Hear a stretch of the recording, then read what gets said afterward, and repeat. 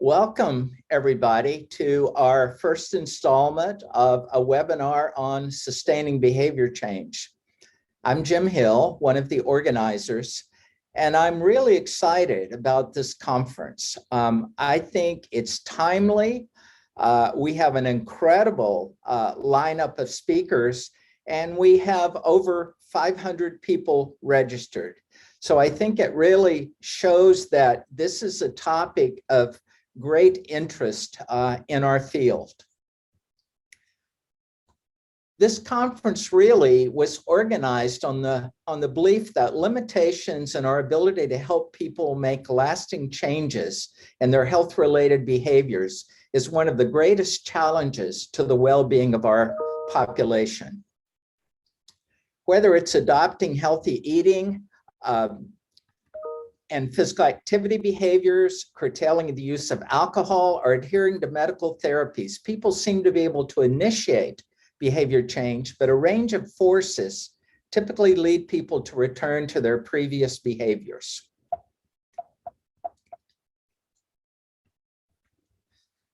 We've assembled a group of experts that range from expertise in behavioral science, behavioral economics, psychology, neuroscience, physiology, marketing and messages, built environment, interventions and implementations. The key questions for our speakers are these three, and we want to make sure in our discussions that we really try to discuss what we know about these three. Why does most long-term behavior change fail? What needs to happen for behavior change to be sustained? And what key studies are needed to make progress in this area? If we can address these three, I think we'll have some interesting discussion, and we've asked all of our speakers to try their best to address these in their talks. Here's our goal. Our goal is to simply spur creative new thinking about how we might study and implement strategies that will foster effective long-term behavior change. So this is really to stimulate us to think differently. What do we need to do? Obviously, what we've been doing is not enough. What do we need to do differently? I hope we come out of this conference with some great new ideas. Let me tell you a little bit about the conference and how it's organized. It started out as a collaboration between Alabama and Colorado. I love this. When it comes to obesity, we have the leanest state and one of the fattest states collaborating. But the organizations that have really come together to create this webinar are the Colorado Nutrition Obesity Research, the Colorado NORC, the UAB Nutrition Obesity Research, the UAB NORC, which I direct, and the Anschutz Health and Wellness Center at the University of Colorado. As a NORC director, I can tell you that this issue of sustaining behavioral change is a huge, huge issue for many of our NORC researchers that are doing interventions.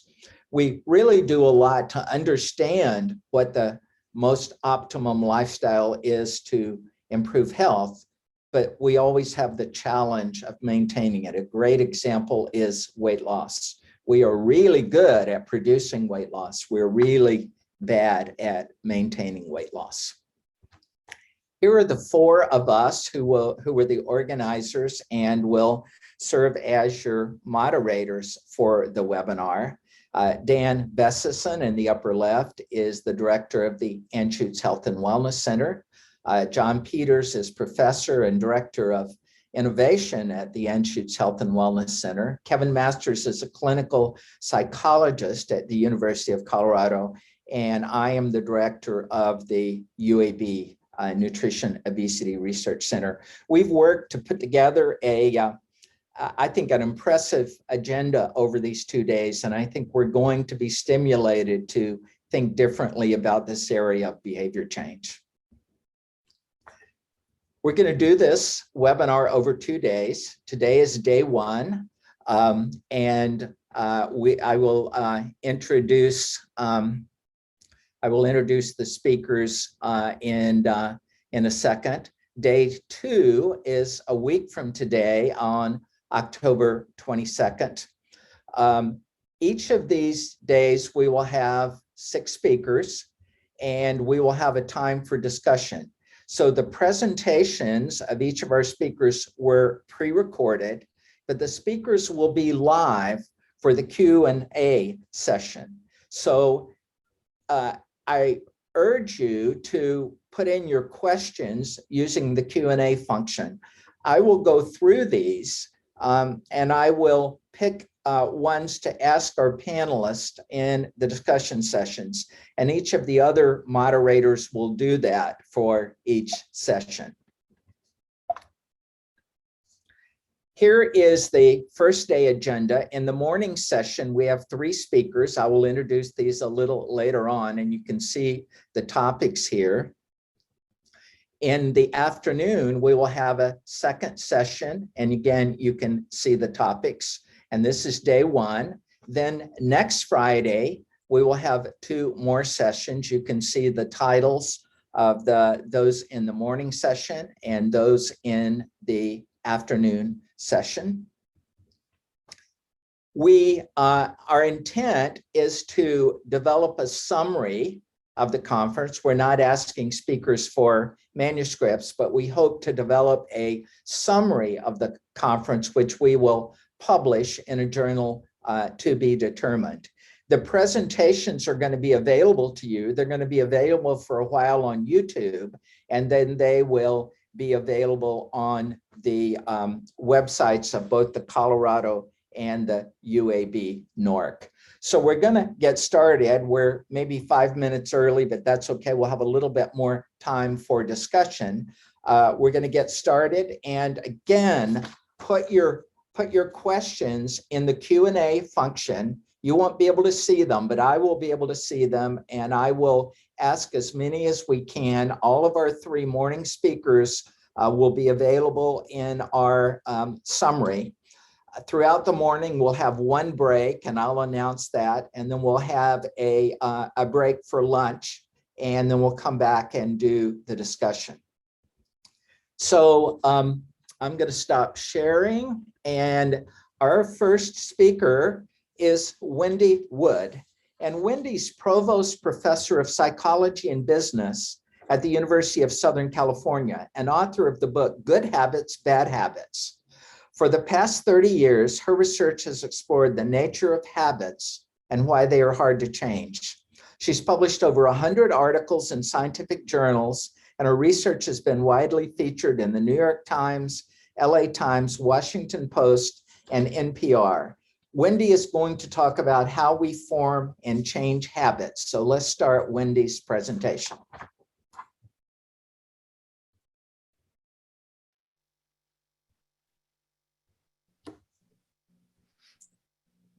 Hi there, my name is Wendy Wood, and I teach at the University of Southern California. I think I'm the first person speaking at this conference, so let me welcome you. And let me thank the people who organized this event, because I think it's going to be really an interesting conference. So we were given 3 questions to answer. And in order to do so, I need to pull up some slides. So give me a minute and let me share my screen.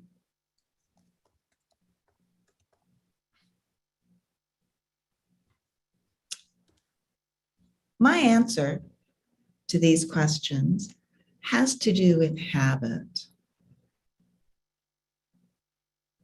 how we form and change habits. So the first question we were asked is, why does most behavior change fail? Why aren't we successful? And in a way, that's not really true, because most behavior change is successful initially.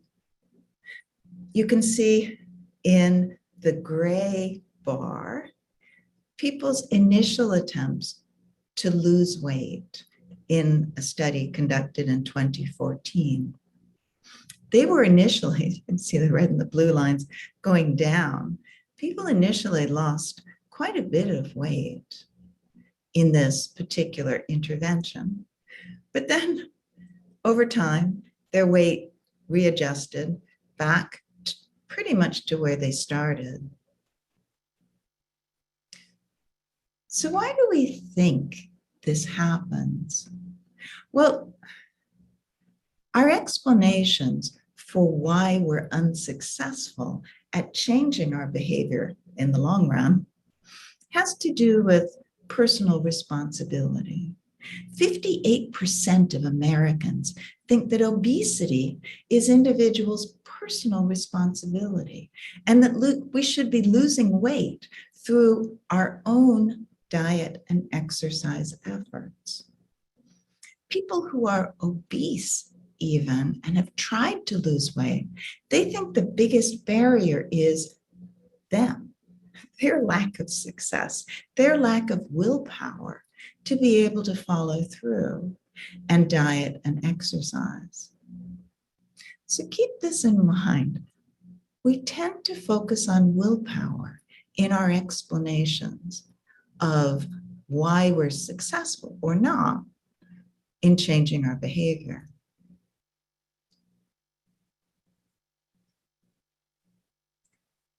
But willpower is only sometimes needed. If you're doing something once or a few times for a short period of time, say you start an exercise program, or you don't do it that often, you only go once in a while, then your decision to exercise and your willpower to make that decision happen in going to the gym is really important. But once you start exercising more often in the same context, our decisions and our willpower become much less important. And there's a lot of research data showing that exercise habits are really what get people to go to the gym consistently over time. So our decisions are important to begin with when we're starting a behavior or doing something only occasionally, doing something that's a one-off, like joining a retirement program. Then our decisions and willpower are very important. But for repeated actions, the way people actually are successful at doing these things is they form habits. And those habits are what enables them to persist. So how much of our behavior is a habit like this? Well, that was one of the first questions we started with in my research on this topic. And you can't ask people how much of your behavior is habitual. Instead, what we did is we contacted people each hour for several days, and we asked them, what are you thinking about? What are you doing? And how often have you done this in the past? What we found is that for 43% of the times that we contacted people, they were repeating what they had done pretty much every day in that context. And they were thinking about something other than what they were doing. And that's really interesting because it means that people are responding automatically without thinking, without making decisions.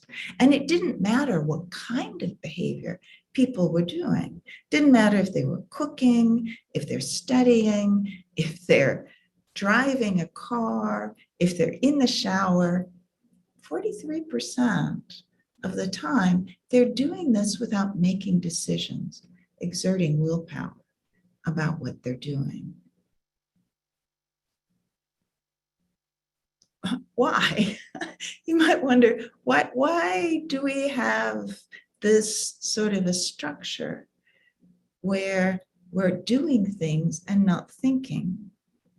Well, our brains have many systems. We think they're a single unified whole, that they're us, right? They help us, they're the neural part of us.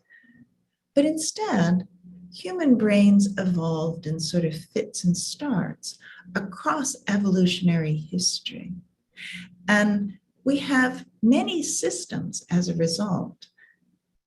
They generally work together, but not always.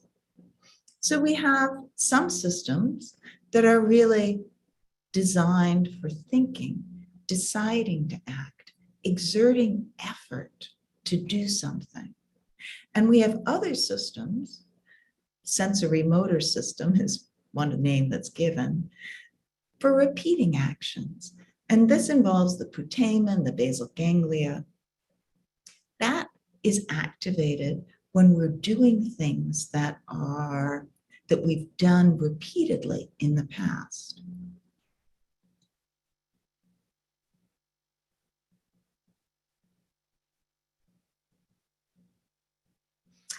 So the next question that we were asked is, what needs to happen for behavior change to be sustained?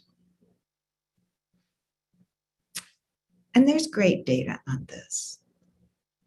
When you're in the right context, you do things that are healthy and beneficial for you. People who live within a mile of a park are 4 times more likely to visit it, and they have over a third more exercise sessions each week. Using bike trails, every quarter mile you're further away from a bike trail, you're half as likely to use it. Distance to trails is overall negatively related to the minutes people spend walking and cycling. Obesity rates, they're higher in places that are called food swamps, where there's lots of fast food, not a whole lot of fresh food. And there's more bike riding in cities that have more bike lanes. You build bike lanes and people eventually start to use them. So what sustains behavior change is very much the context in which we live. One of my favorite demonstrations of this comes from a data analytics study that tracked 7.5 million cell phones to paid gymnasiums, paid fitness centers across several months. Now they're actually tracking people, obviously, and they're seeing how far people go to fitness centers. And what they found was that this is a paid fitness center, and these are 2 cell phones, 2 people traveling there. What these researchers found is that if you travel 3.5 miles on average, 3.6 actually, on average, to a paid fitness center, you go 5 times a month. But if you have to travel 5.1 miles to a gym, you go only once a month. Now, that is not the way most of us think about going to the gym, right? We think we go to the gym when we make a decision to do so and exert willpower. But what this study showed is that if a gym is close by, or you can integrate it into your daily trips, right? So you stop by the gym on the way home from work, you're much more likely to go. That's a huge effect. So situations matter. But the question with situations is always, well, is it self-selection, right? Do certain types of people end up in these situations? Or is it actually the causal effect of the situation? And some insight into this was provided by a quasi-experiment, a very interesting quasi-experiment that was done on survivors of Hurricane Katrina in 2005. 280 were evacuated and then followed by these researchers. Relocation in this case was pretty random. There was a lot of traffic congestion, so the buses couldn't follow routes that they were intending to. There was crowding in nearby shelters, so people really had to be evacuated long distances. When the researchers followed up these people 7 to 19 months later, what they found is that the people who had been evacuated to less urban, less pedestrian-friendly, more sprawling communities gained about 9 pounds. It's about 5% of their body weight, whereas a few were evacuated to places that were just as walkable as New Orleans, because New Orleans is a very pedestrian-friendly city, in the center part at least. Some of the suburbs, not so much. But from where these residents were being moved, it was a very walkable area. And 7 to 19 months later, they had essentially gained no weight. So this is a quasi-experiment. People weren't randomly assigned, but where people ended up was somewhat random. And the point is that if you change from a very pedestrian-friendly environment to one that's less so, weight gain happens. If you stay in an equally pedestrian-friendly environment, your weight tends to stay the same. So this is some evidence for causal impact of the context in which we live. So what key studies are needed to make progress in this area? Well, this is one of my favorite studies that I think illustrates how you can do interventions, behavior change interventions, really successfully or unsuccessfully. So instead of, it gives us an alternative to focusing on willpower and decisions. So the researchers were interested in this particular study in getting people to take the stairs. It was a 4-story office building on campus. There was an elevator. A lot of people took the elevator. Researchers wanted to know what would get people to take the stairs. So they started by putting up signs. Walk up the stairs, it burns more calories. No effect. They put up other signs. Walk up the stairs, it's good for the environment. Again, no effect. So what they did is something very simple. They changed the environment. They changed the context. They delayed door closing by 16 seconds, which puts a bit of friction on the behavior, makes it a bit more difficult to do, because now you have to wait for the door to close. It was delayed only those 16 seconds, and it cut elevator trips by 1/3. That's impressive. It's even more impressive in that at the end of the month, when the study was over, these researchers put the elevator doors back to their normal speed, and people kept taking the stairs. So it's as if they had formed a habit to take the stairs during the study, and they didn't change.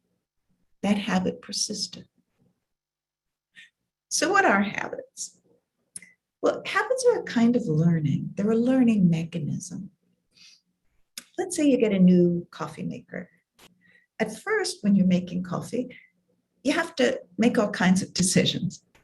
You have to get the right kind of coffee grounds. You have to figure out how much, put in water, figure out how long it takes.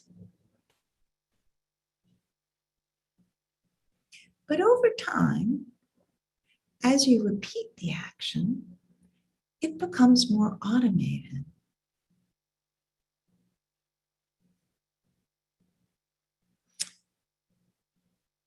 You form associations between the context you're in and what you're doing when you make coffee. And ultimately, all of that gets folded into your morning routine. So you take a shower, you check the time, you make the coffee, and then you don't even have to think about what you're doing. You just do what is cued, what comes next. So habits form as we repeat actions and we get rewards in a particular context. We form context response associations, which are the habits. And you can think of these as kind of shortcuts. We're not making decisions. We're just responding as we did in the past to get a reward. Some of the research that I've done also suggests that all you have to do is perceive the context. And once you've formed a habit, the response comes to mind. And we did this with runners. We primed them with thoughts of places where they typically run and found that for habitual runners, that priming brought thoughts of running very quickly to mind. Interesting, personal goals for running. When we asked them, what are your goals? Why do you run? And they told us things like weight control or relaxation. Priming with those goals didn't bring thoughts of running to mind. It only brought thoughts of running to mind for people who were starting off as runners, because they have to activate their goals to get themselves out there, to get themselves working out. So to experience a habit, I often give this example of most of us can type really well on a computer keyboard at this point. But if I asked you to list the keys on the second row of your keyboard, many of you couldn't do it. I can't. Because that's the difference between our use, our behavior, and our understanding. It's the difference between habit and conscious awareness. We're not aware of what our habits are. We can do them, but it doesn't mean we understand them. And in fact, some of the recent work that I've done with an amazing student, Asaf Mazar, has shown that people underestimate their habits. We don't recognize how much we act on our habits. So that number, 43% of our daily activity is a habit, probably seems like way overestimating it to you. But that's because we misattribute our habits to our intentions, our desires, our goals, to our willpower. So what should successful future research look like? Well, I think we need to recognize the different psychological processes that are involved when we act on a single decision, do things once or only occasionally, as opposed to repeating behavior over and over so that it becomes automated into a habit. If we want to change repeated behaviors, and many of the important behaviors that we want to change in our lives, becoming financially solvent and saving for retirement, losing weight, becoming fit, being kinder to our partner, listening to our children, quit watching Netflix so much, not checking our phone. All of these are repeated behaviors. They're our habits. And if we want to change them, we need to focus less on willpower and goals, more on creating supportive situations that allow us to repeat desired actions and make it less likely that we're going to repeat unwanted ones. Because people form habits when they repeat actions that get them some reward in a supportive context. It makes it easy to repeat the action, and ultimately we do what is easy. So in the right situation, we can all form context response associations that work for us, that are beneficial, because we're actually forming these all the time. They're how our dogs learn. They're how all mammals learn. We form habits without having to think, just through doing and getting feedback from the environment that what we're doing is working for us in some way. So thank you. That's my conclusion, and I look forward to hearing the rest of the talks. Okay, that got us kicked off very nicely. We are running just a little bit ahead, and that's okay. It'll give us more time for discussion. I want to go ahead and introduce our next speaker, who is Annie Caldwell. Annie is assistant professor in the Division of Endocrinology, Metabolism, and Diabetes at the University of Colorado Anschutz School of Medicine. She recently received a 5-year KO1 Mentored Award from NIH. Her program of research is dedicated to integrating the complex set of factors that influence obesity and responses to lifestyle modification and obesity treatment.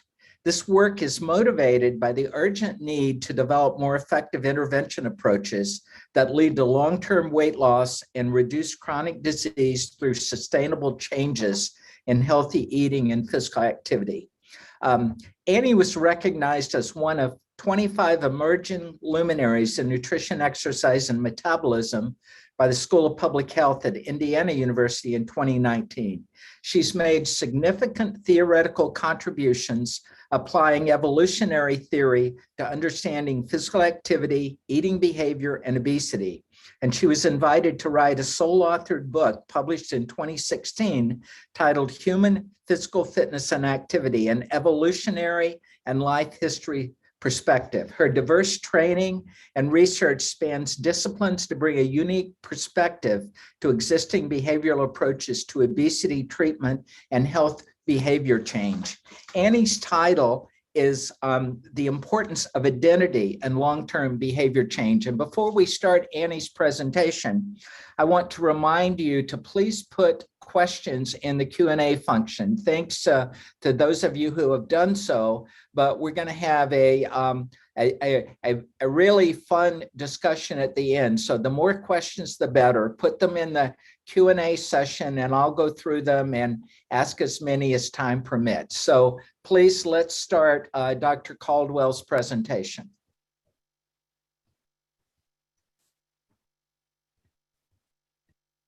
Hi, I'm Annie Caldwell, and I want to thank you for tuning in today and thank the organizers for inviting me to present to you today to talk about the importance of identity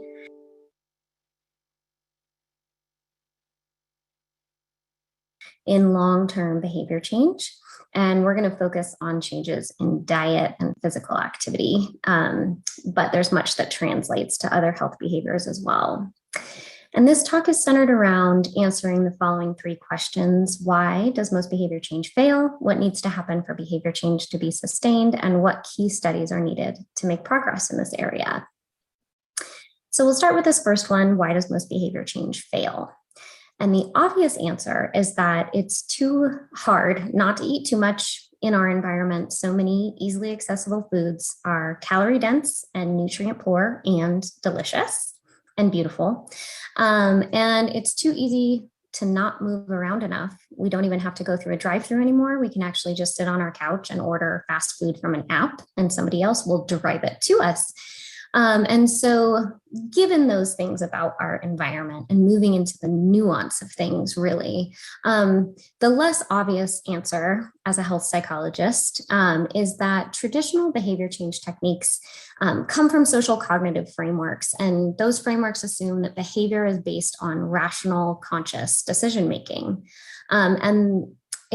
The techniques that lead to successful behavior adoption might not be those that help with sustaining those behaviors over the long term. And we need to start looking outside of those frameworks and adding to them.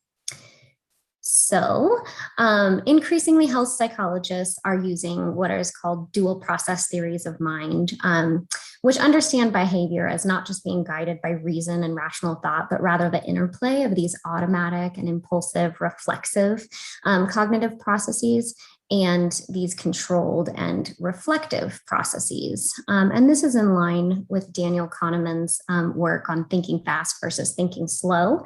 So we've got this system 1, fast, unconscious, automatic, and system 2, slow, conscious, effortful ways of thinking. But this emphasis and kind of recognition of these non-conscious factors that affect behavior are not really reflected in the techniques that we use to help people change behavior. So the most successful behavior change techniques that work for changing physical activity and diet in adults with overweight and obesity are setting goals, and not just for the outcome, but for the behavior as well, and then monitoring progress towards those goals. And these approaches really do work, keeping logs and setting these goals. But both require what are called self-regulation and self-control. So basically just controlling your behavior to act in goal-oriented ways despite what your kind of automatic impulsive responses would be. And both of these require successfully recruiting executive function. And so what is executive function? Just briefly, it's a set of overlapping cognitive processes that allow for acting in goal-oriented ways. So inhibiting these dominant prepotent responses, attending to the right things that you're supposed to, and using working memory to make plans and execute behaviors that are goal-oriented. But there are difficulties with relying on self-regulation and self-control and executive function over the long term because, as we said before, it's slow and effortful, but it's also error prone because it can be affected by mood, individual variability, energy level, tempting stimuli, which we have a lot of in our environment, also stress, which has become really relevant during the COVID-19 pandemic. Also, emotion and emotion regulation uses overlapping brain areas. And so needing those parts of your brain for emotion regulation can interfere with your ability to successfully recruit executive function. And in situations that are novel, complex, and threatening, we tend to just refer back to our habitual ways of acting and not be able to act in these goal-oriented ways. And so what is needed instead then to make behavior changes sustainable? And the short answer is a healthy behavior needs to become less effortful to output over time.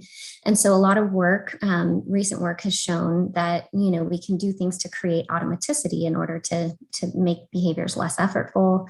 I'm sure Wendy gave a great presentation on this, but you want to repeat the behavior in stable, predictable contexts, maybe attach it to an existing habit, create an environment that makes it really easy to do the behavior using choice architecture and visible cues.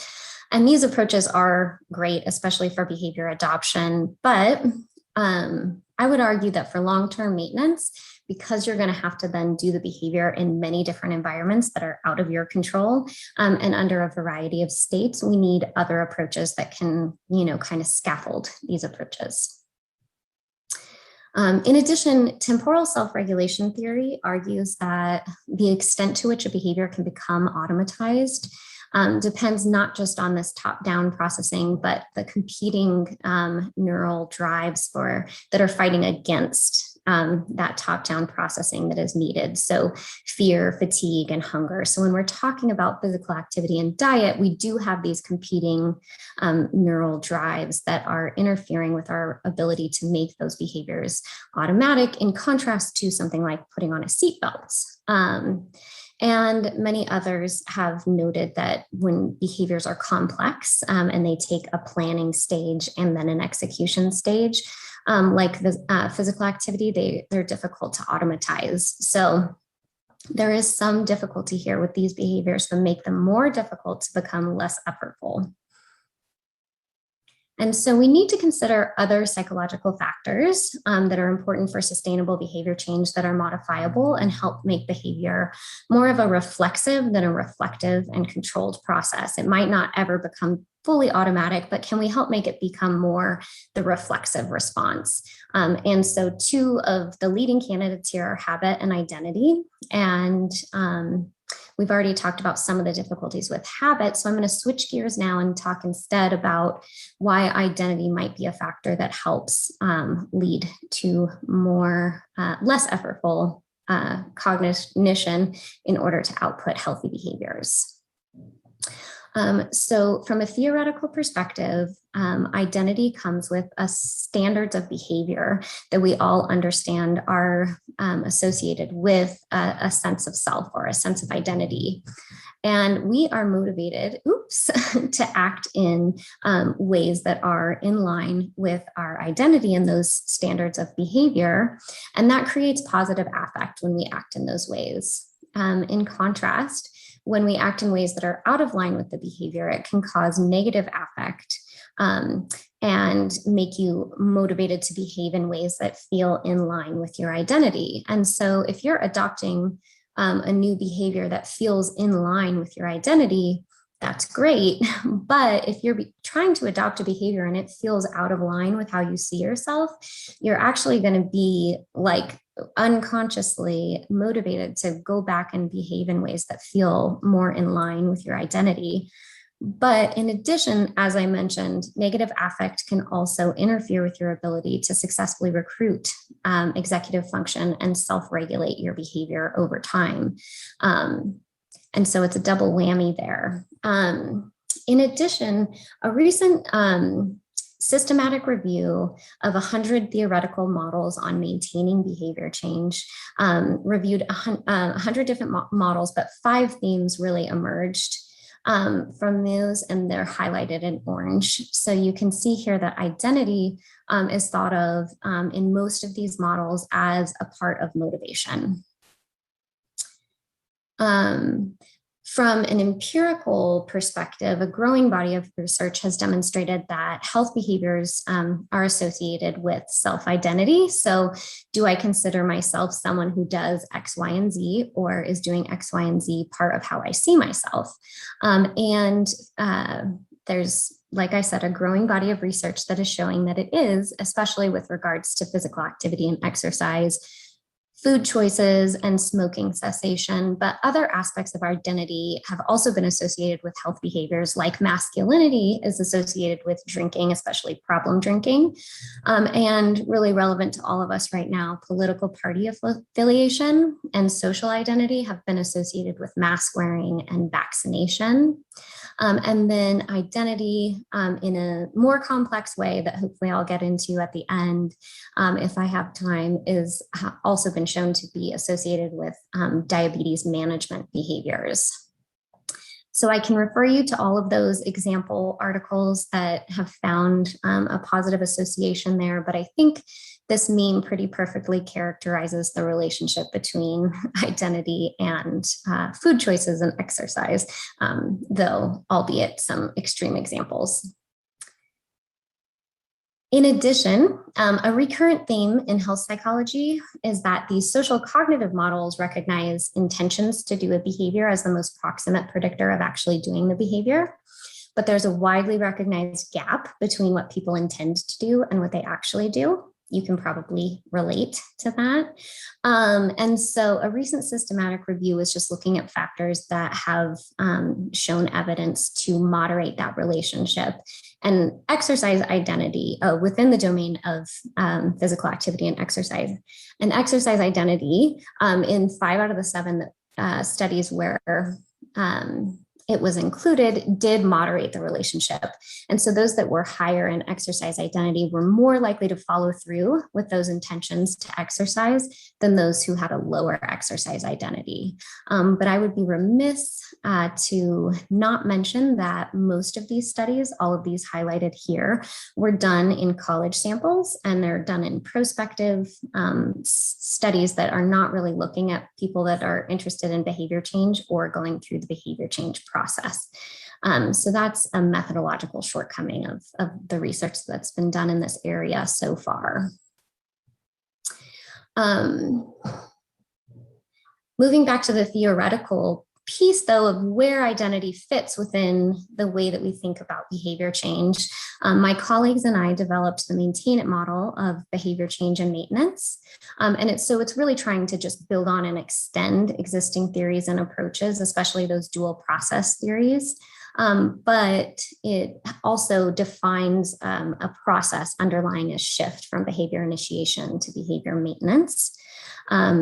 With that underlying premise that effortful control to adopt these healthy behaviors needs to be reduced over time, and that identity transformation can actually help reduce the need for effortful control over time, and that behaviors that are adopted in ways that reinforce central aspects of identity will be more likely to be maintained. So the Maintain It model is different from other models that have included identity thus far, because we suggest that it can create these cognitive shortcuts because people attend to self-relevant information more than non-relevant information, and they process self-relevant information more quickly than non-relevant information. And so we suggest that integrating behavior with identity also can lead to less effortful processing over time, because you can create associative networks, increased attention, and more efficient processing when behavior is thought of as in line with identity. So what studies are needed to better understand this? First and foremost, we need more prospective studies in the target population during the behavior change process. So college samples are great, but there are only a handful of studies that have looked at the relationship between identity and behavior over time in that target population. And then in those studies, there really aren't any that are measuring behavior objectively. And we all know that people are not great at self-reporting physical activity and diet behavior. And so doing that will help us better understand what the relationships are between identity and behavior over time during behavior change, to know if it's a modifiable psychological target. And then if so, are changes in identity actually associated with more sustained behavior change?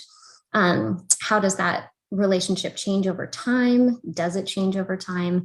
And then the ultimate goal of this all would be to help develop and test intervention approaches that target shifts in identity if the evidence suggests that it is important, in prospective randomized trial, the way that we have with these social cognitive variables.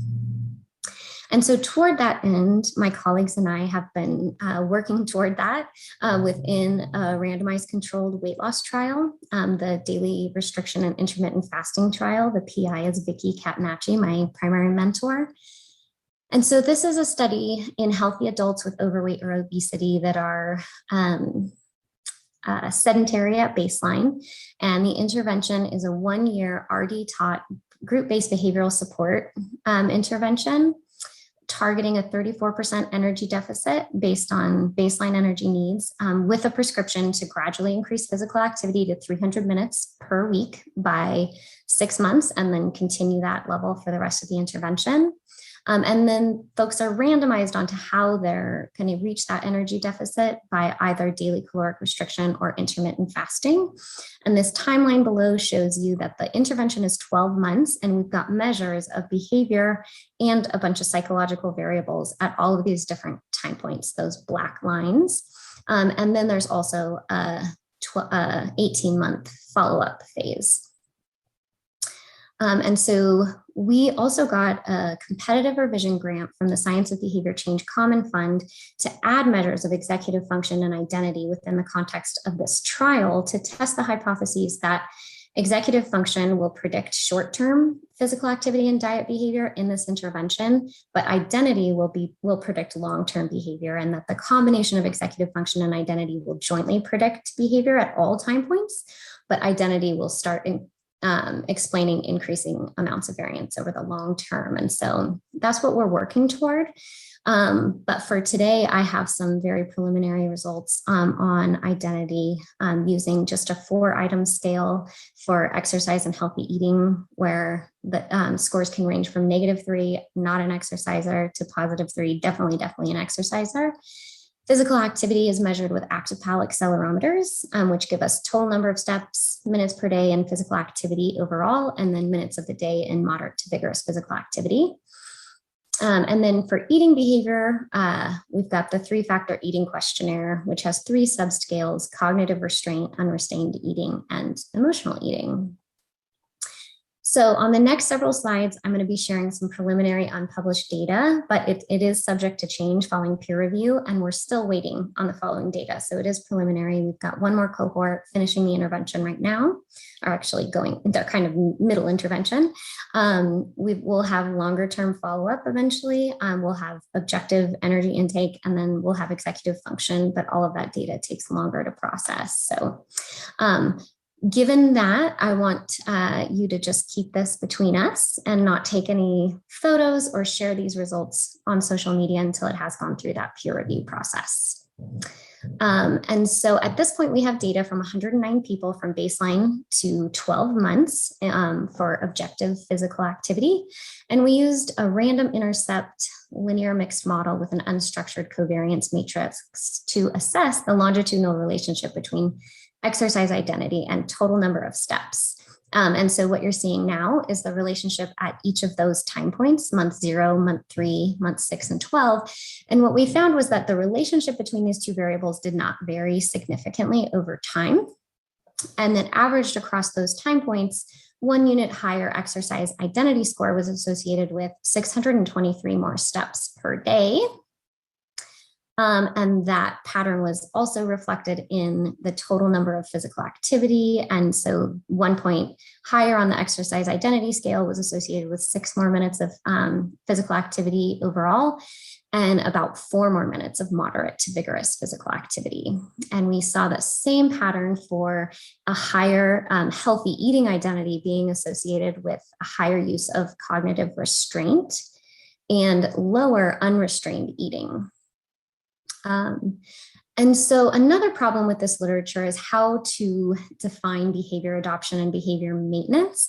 And so we dug a little deeper into the way these variables change over time. And with your eye, you can see that with regards to physical activity and exercise identity, these are all increasing over time. But the biggest jump is really happening here between month 0 and month 3 in all of these variables, which, you know, we all kind of assume is the a priori time. The behavior adoption is right at the beginning of the intervention, but we see it here with the data. And then to take it a step further, we also tested this change point model using 500 bootstrapped samples. And we saw that in 76% of those models, the best model was the one with the change point at between 0 and 3 months. And indeed, the slope of change is significant in the sample overall at that time point between 0 and 3 months, but not. And that same pattern of results was found for behavior-based exercise identity. So there's a significant slope from 0 to 3 months, but not after that. And then here we categorized people based on if your score was, you know what, I don't think I'm going to have time for this one. We'll come back to it if I do, but what other studies are needed? Another question that really interests me is that can we change behavior in ways that become incorporated into how one sees themselves, and does doing so improve long-term maintenance, again, with that end goal of developing intervention approaches to facilitate this. And so we asked the folks in Drift at 12 months, did the changes you made in physical activity become incorporated into your identity and how you see yourself? And indeed, over half of the sample said that it was, even though this intervention was not designed to do that. It was just an obesity guidelines-based intervention.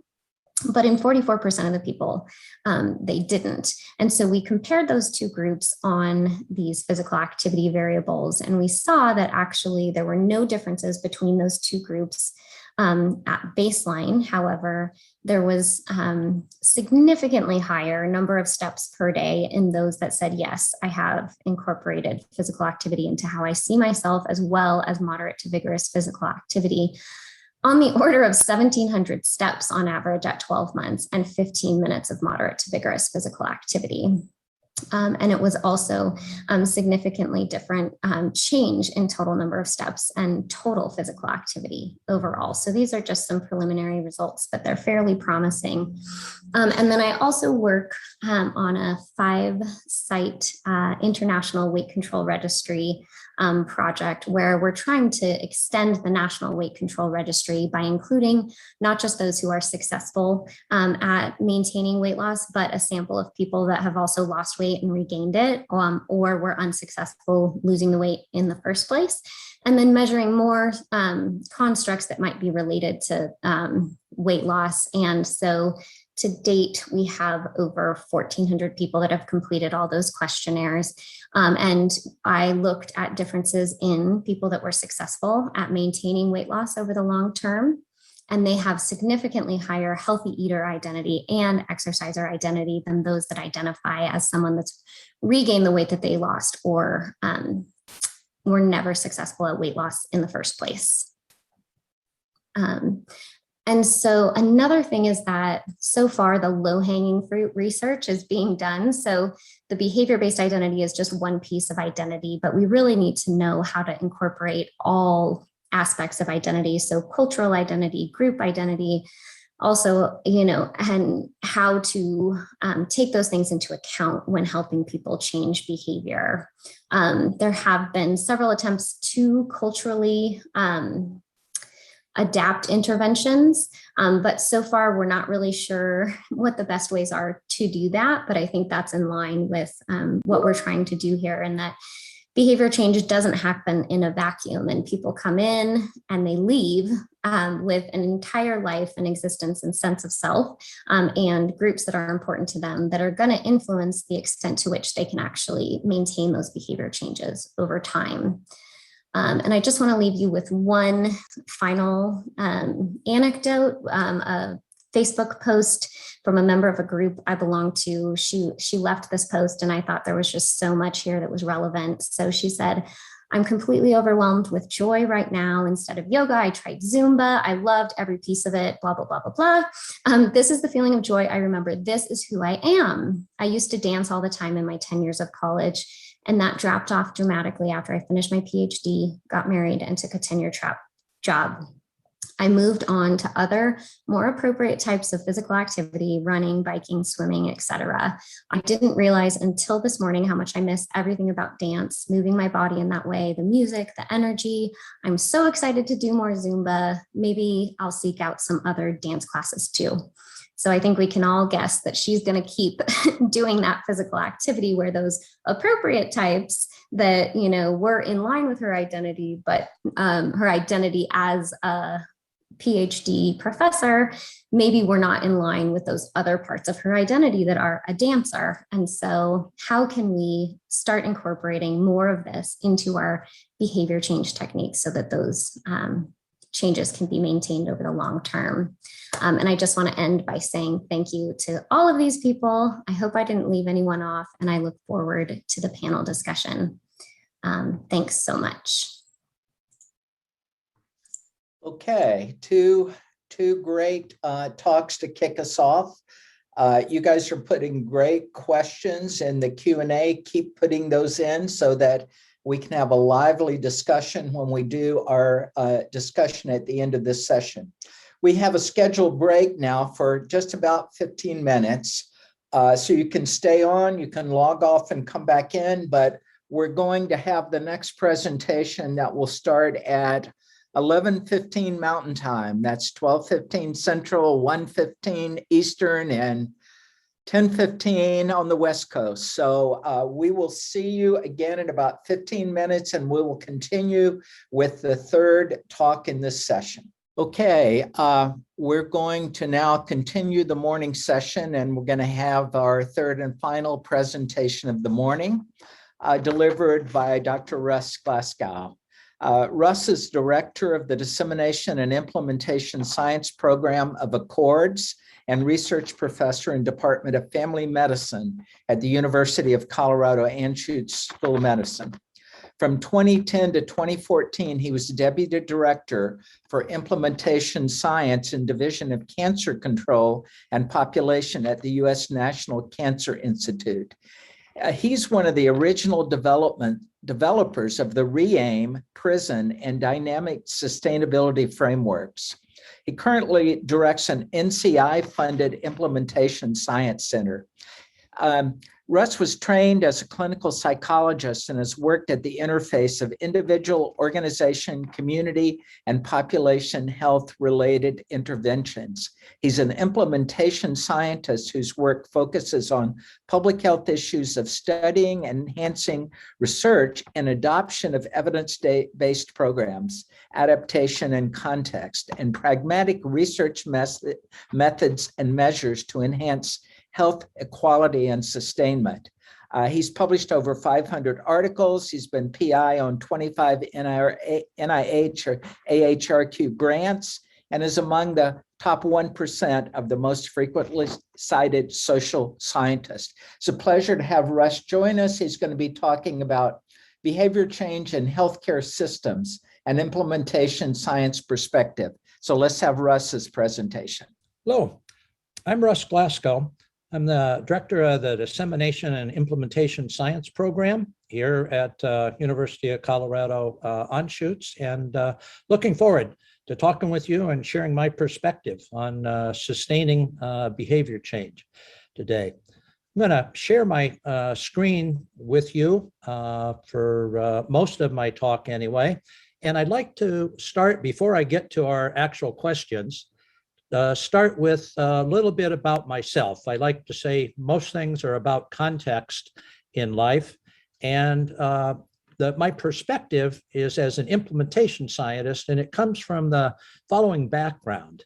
I started my career as a clinical psychologist addressing individual level behavior change, a number of areas, and then gravitated gradually to doing work in settings such as work sites, clinics, and communities at more of a public health or population-based rather than individual level. Now I identify as an implementation scientist, and I work in a variety of different settings focused primarily on systems issues and working with staff to implement behavior change program with clients or patients.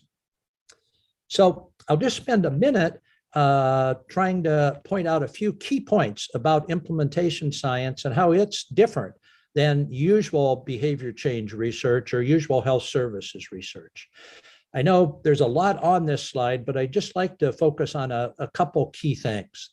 You'll hear me say repeatedly that implementation science is all about context. Context is critical. We'll have a number of examples of that. Second, we have a large emphasis or reach on issues of representativeness, equity issues, and who it is that's receiving services, who's benefiting, who's participating, who's continuing to sustain versus not. The other key characteristics are that implementation science does emphasize rigor, but in a different way than usual, and that in particular is we place an equal or maybe even greater emphasis on generalizability or external validity. As we'll hear more about, one of the other key issues that's evolving and is really essential is the notion of adaptation, is understanding, assessing, and actually guiding adaptations that are made to interventions. So with that as a really rapid background, let's talk about question number one. Why does most behavior change fail? From my perspective, three reasons, and I'll say just a bit about each of them.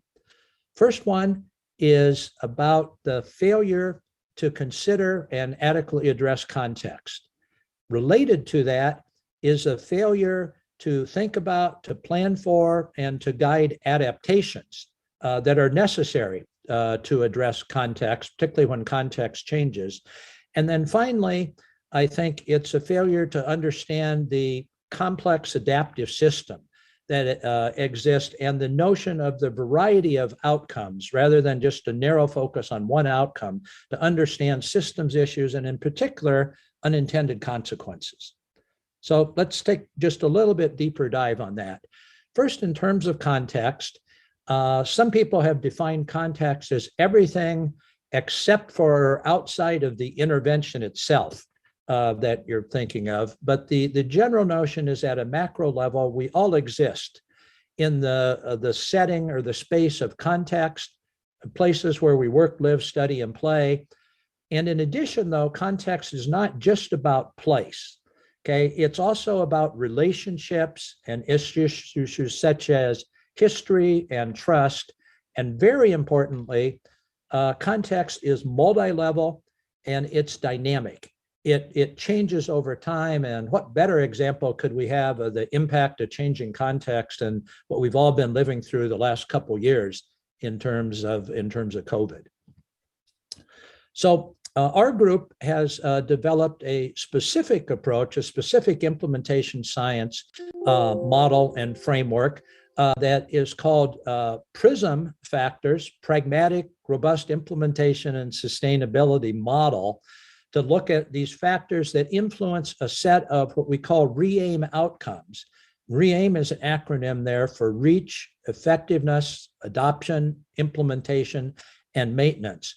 So these two frameworks fit together to help us explain the way that we talk about behavior change at both an individual, but especially at a systems level. A little more background on this framework, which has been around for 20 years now, is that we introduced it to focus on this issue of the lack of translation of research to practice, how we have all these wonderful evidence-based interventions, but they don't ever seem to get used in the real world. As I mentioned once before, but I want to underscore, is REAIM is all about a balance between internal and external validity and a strong emphasis on representativeness and equity at multiple levels. I said REAIM is an acronym. The R and the E, reach and effectiveness, are at the individual level. And then there are factors actually at different setting levels, the AIM factors of adoption, implementation, and maintenance. You can think of those as being the example that I have on this slide, levels being the community, an organization within a community, and then the staff who actually have to implement or deliver and maintain a program. One of the keys, and I'll illustrate this with an example, is that the overall or the population impact depends on all of these factors, all of the REAIM dimensions, not just on the effectiveness one. So let's take a drill down into that, and let me tell you what I call my REAIM story about this implementation. Why don't you assume that there's a great evidence-based, since it's this conference about behavior change, let's say behavior change program, or it could be a COVID-19 vaccine. Imagine, just for a moment anyway, the sake of illustration, that this was 100% effective. Okay, it had been evaluated, repeated, randomized controlled trials, shown to be 100% effective, never failed. Well, that's wonderful. But now we need to get that into the real world so it impacts people, across the community. What needs to happen with that 100% effective intervention that we've studied in controlled research now is it needs to be adopted widely, my first bullet point there. Second, it needs to be delivered. Staff need to choose to deliver it. It needs to reach the right people. Either a large or representative sample. It needs to be implemented with consistency and quality. And then the focus of this conference, it needs to be sustained. So the story goes, even with this 100% effective intervention, if you look at the math at the bottom, if we assume, and this is an optimistic assumption, that even 70% success rate at each of those 5 steps that you see there, when you multiply those out, it looks like only 17% of benefit to the society. Now, frankly, that would be pretty actually impressive if we could impact that much of the entire population, but still think about it, if it's something like COVID, that's still probably not an accurate or an acceptable level, even though we began with this 100% effective intervention, that when we end up with something far, far less than that after we go through these steps. So to come back one more slide on this REAIM model that we have both technical scientific definitions that I won't bore you with, of the re-aim factors. And you can see those dimensions are in the left-hand side there. But here we've tried to develop what we call a pragmatic use when we're working with community leaders, clinicians, and other folks who aren't researchers. We've tried to distill or translate these technical jargon into more common everyday terms, such as reach has to do with who is intended to benefit and who actually participates or is exposed. Adoption there has to do with where is the program, what settings, what work sites, what clinics can adopt the program there. And then within that, who applied it. I want to spend just a moment, I won't read all the details here, but talking about implementation, because that's the most complex of the re-aim dimensions. And implementation really has to do with 4 issues here. The first one, and maybe the most familiar to this audience, is how consistently is the program delivered, or fidelity. Okay, is there good fidelity to the core elements? But second, from an implementation science perspective, it's also critical to understand how it was adapted. More about that in a moment. Third, we really need to know, particularly if we're thinking about sustainability and generalization, how much did it cost? And then finally, and this goes for all of the dimensions, we want to know qualitatively to help and understand how and why did these results come about. So it's not enough just to have kind of the descriptive data on this, but we do want to understand those, often using qualitative or mixed methods approaches. So switching here a little bit, you remember I said the second reason I feel that behavior change isn't successful is it doesn't focus on adaptations. It doesn't focus enough on context, we talked about, and doesn't focus enough on adaptations. The point here, and this is a different kind of a paradigm change for many people, is that adaptations to an intervention, when you're applying it in different complex real-world settings, low resource settings, is adaptations to intervention are going to happen, and they're not necessarily good or bad. I feel, though, there's been a history of research in things like multi-site trials, which have frankly almost suppressed information about adaptation, about heterogeneity and things. And so as Brian Mittman says here, I feel it's really important to, when evaluating a complex interventions and in a complex setting, which almost all of the work people in this conference are doing, okay, to think about, to assess, and maybe even to guide this adaptation rather than either ignoring it or pretending it doesn't happen. So in thinking about these adaptations, there are many different types of adaptations. And then in this matrix here, I like to think about a temporal issue of adaptation and what the focus of the adaptation is.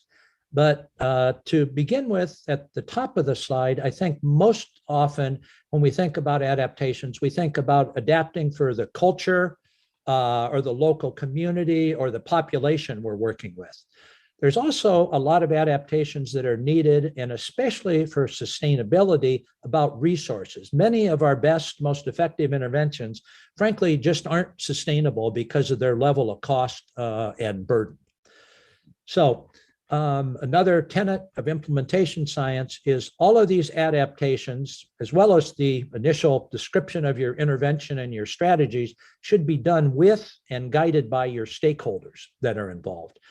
But the matrix here that I want to leave you with now to think about is adaptations can and should occur all throughout delivery of a program or a policy, when you're planning it, during the actual implementation, and then in your final sustainment phase.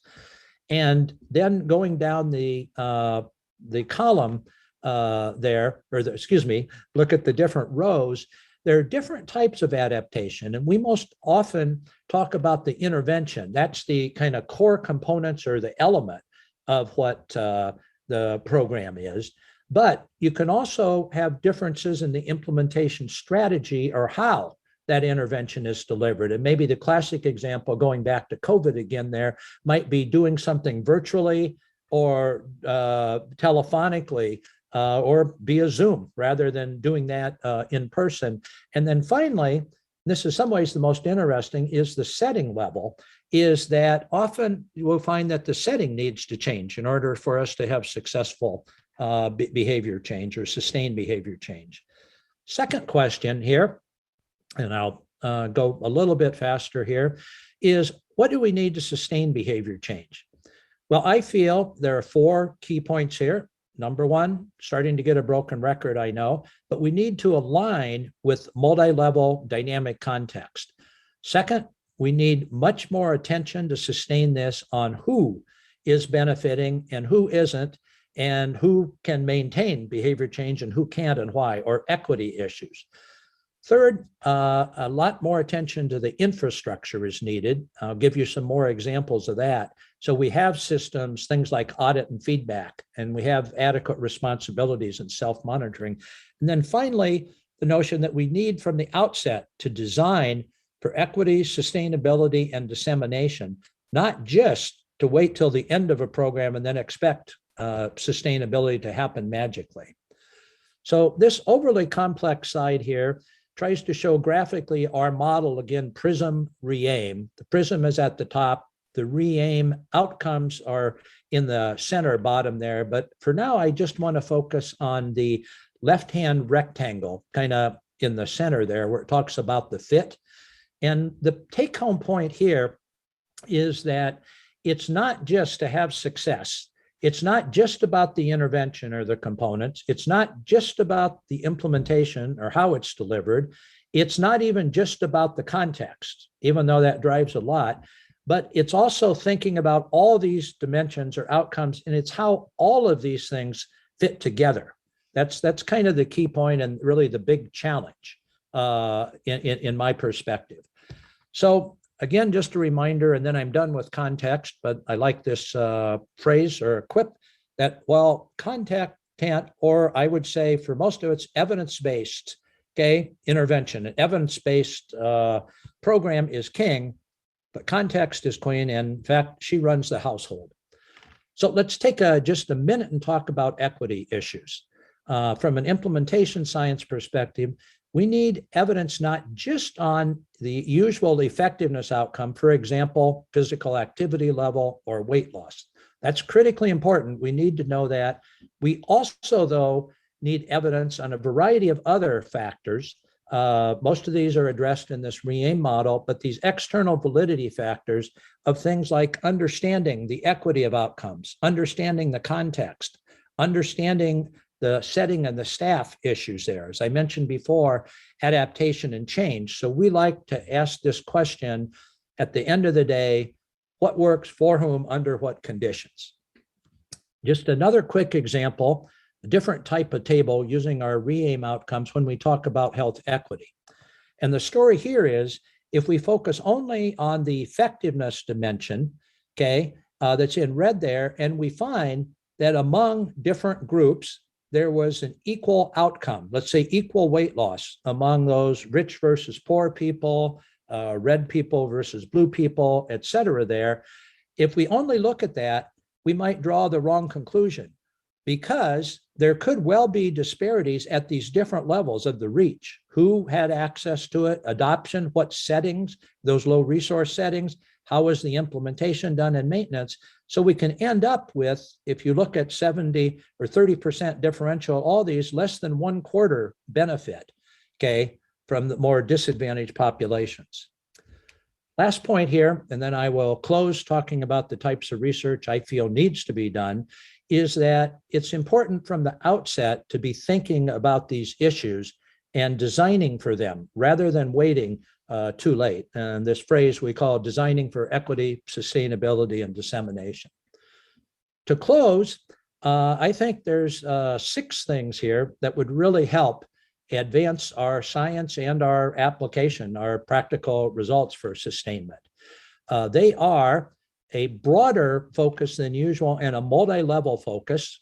Again, that word context, you're probably sick of hearing. Second, we need some different designs. Our usual long-term randomized trial is fine. That's one type of evidence, but we also need, if we're partnering with stakeholders and to make a difference sooner, we need more rapid, flexible designs. We need to do what, this is another topic or talk, what's known as pragmatic research that's done to try and approximate more than usual research is, usual care settings, usual care interventions, typical populations. I especially feel it's important that when we talk about comparison conditions, that we have ones that vary in their cost and their burden. I think the last couple points I mentioned before, and that is that it's critical, I think, to assess multiple outcomes, not just one primary outcome, especially because from a systems perspective, there may well be unintended consequences. So in conclusion, then, I like to talk about a, if you will, maybe it's a little bit of a straw person, but a more traditional science focus evaluation asks the question, what intervention produces the largest average effect in relatively well-controlled settings and conditions on a major clinical outcome? My perspective, that is necessary but not sufficient. The types of issues that we need answers to address real-world sustainability, I think, are pragmatic, dissemination and implementation realist questions, which are contextual of the form that you can see there.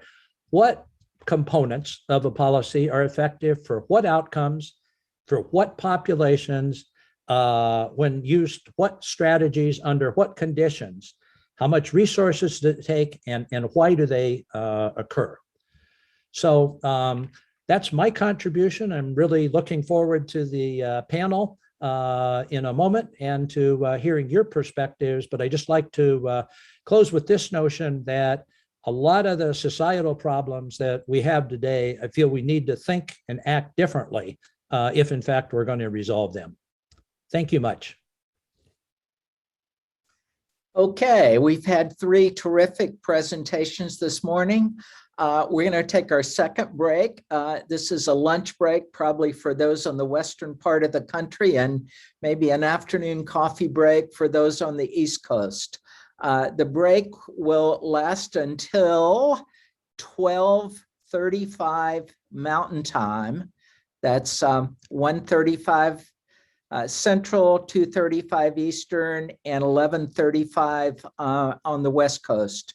So again, please send your questions. A lot of you have already sent questions in. The more questions, the more lively the discussion is going to be. So use the Q&A function, send in questions. And again, you can stay on the Zoom here, or you can log off and log in, but we will start our Q&A discussion, panel discussion at 12:35 Mountain Time. Thanks, everybody. Okay, welcome back, everybody. Hope everybody had a nice break and had lunch or coffee or checked your email or whatever. We have now 25 minutes for discussion. Wendy, Russ, Annie, welcome and thank you very much. Those were outstanding presentations. So I have a number of questions that came through the Q&A, but I also want to encourage you to engage each other. So I'll start out with some questions, but if things come up, jump in and we can get a discussion going.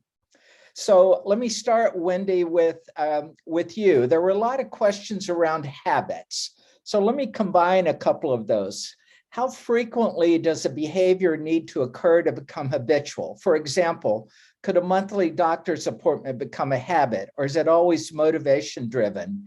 And related, how long do we need to repeat behaviors like exercise to form a habit? Those are great questions. And they're questions that people often ask because it'd be nice if there was some magic number that we could say, you need to repeat a behavior this often, and then for sure it will become automated. But keep in mind that habits are learning systems. And so just like learning anything, things that are more complicated, that have more steps, will take longer to become a habit than things that are really simple, that have only one step or require no decision making. And the other thing to keep in mind is that many things like a doctor's appointment require some thought and deliberation as well as some automaticity. So parts of going to the doctor could easily become a habit if you do it in the same way each time, getting in your car, driving there, following the same route, talking to the receptionists there, checking in. If you do that the same way each time, that's going to become pretty much a pattern, and it will become your habit. We have some data on how long it takes for simple health behaviors like drinking a glass of water before a meal, or having a piece of fruit with lunch, going for a walk after dinner. Those sorts of simple health behaviors. Research by Pippa Lawley suggested that they take maybe up to 3 months before they become automatic, in the sense that you don't have to think about them when you're doing them. Thank you. Annie, for you, can you explain a little bit more what exercise identity is? Yeah, so hopefully that became clear as my presentation went on, and I talked about how we measured it, but it's just really one aspect of identity that we call in the Maintain It model behavior-based identity, which some other folks call self-identity. So it's really how you see yourself specifically with the regards to that behavior. So do I see myself as someone who engages in consistent exercise? Do I think about exercise as something that really reflects who I am? Those kinds of questions are how we measure that aspect of exercise identity. So yeah, that's just one aspect of identity, but it's one that's been measured a lot and seems to correlate with behavior pretty well. So when it comes to identity, it's not one, but there are several identities for a person, correct? How do you see that?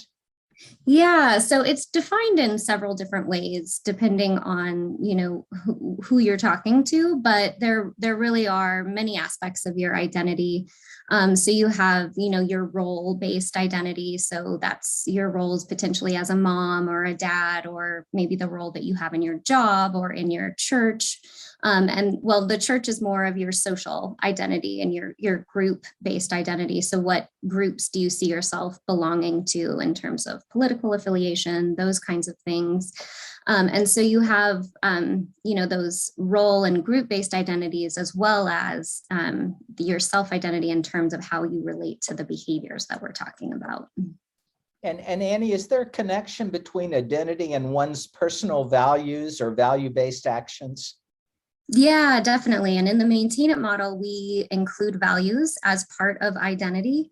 And I think values are probably part of that self-reinforcing system that aligns with those standards of behavior. And so that's kind of what's driving the feeling of negative affect when you're behaving in ways that are not in line with that sense of identity and the behaviors that you feel go along with that, because it incorporates values as well. Great. Russ, a lot of good questions for you. Are there technology tools that people can get that can help people use the frameworks you laid out to help organize complexity? Not sure I totally understand the question, but let me give a shot at it. There are a number of resources, training programs, some interactive tools to let people both work with, have some exposure to develop logic models, to explore the fit of different implementation and dissemination theories, models, and frameworks. Not sure if that was the gist of the question or not, Jim. Okay. Here's an interesting one. Has anyone thought of using concepts from pharmacology, such as ED50, to predict effectiveness in various populations of behavior change interventions? Not to the way my limited understanding of ED50 in terms of the dose that you needed to achieve, 50% effect or for 50% of the population. I don't think explicitly. There are a number of frameworks or things that have been used. I will say one, the notion of dose is a complicated one from my perspective, and think many implementation scientists, including myself, don't necessarily subscribe to the notion that in general, more dose is better, always up to a level. We think more critical than how much. And usually I think like behavior change, we think intensity. How much do you have that? We think that there's a notion of alignment. And again, it's kind of correlated with intensity, but it isn't always that more is better, particularly because some of the higher levels of dose, like if you think about somebody that has to come to regular weekly exercise sessions for 2 years to benefit, that's probably going to have some unintended negative consequences on how many people can do that or attendance. Great. So several of you talked about context and how context is critical for both building habits, creating identity, and creating adaptable interventions.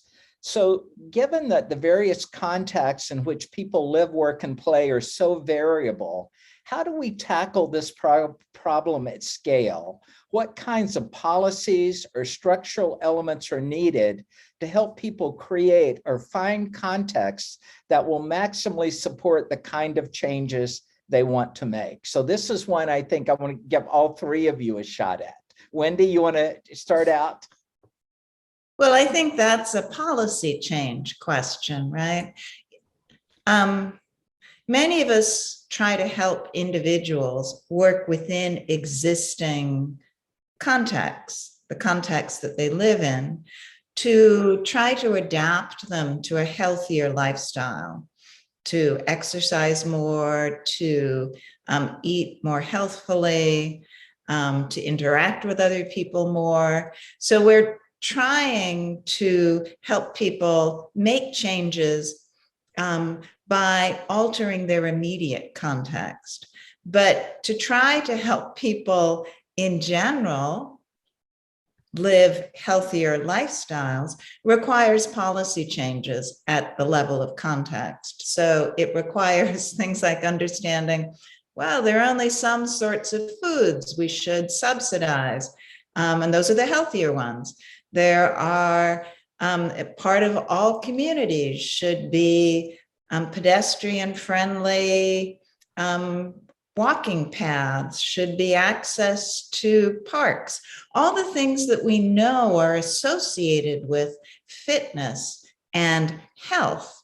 Those are policy issues that can be addressed best, I think, by local decision makers, policy makers. And we're just trying to help people adapt often to situations that are not ideal for them and their health. Great. Annie, you want to add anything?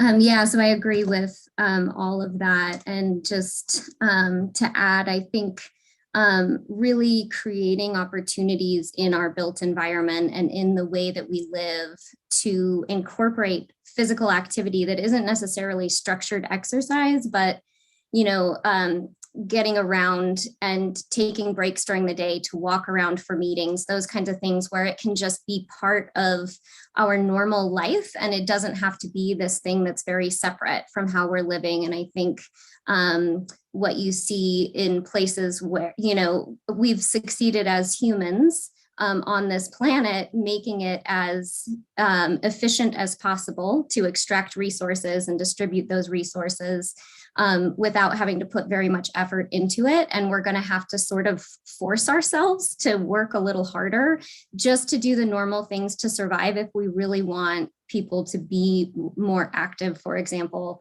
on a larger scale, so that the decision-making process and the access stuff is less of an issue.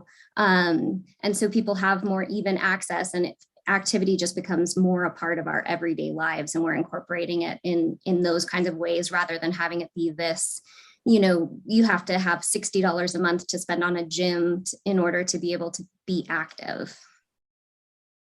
Russ?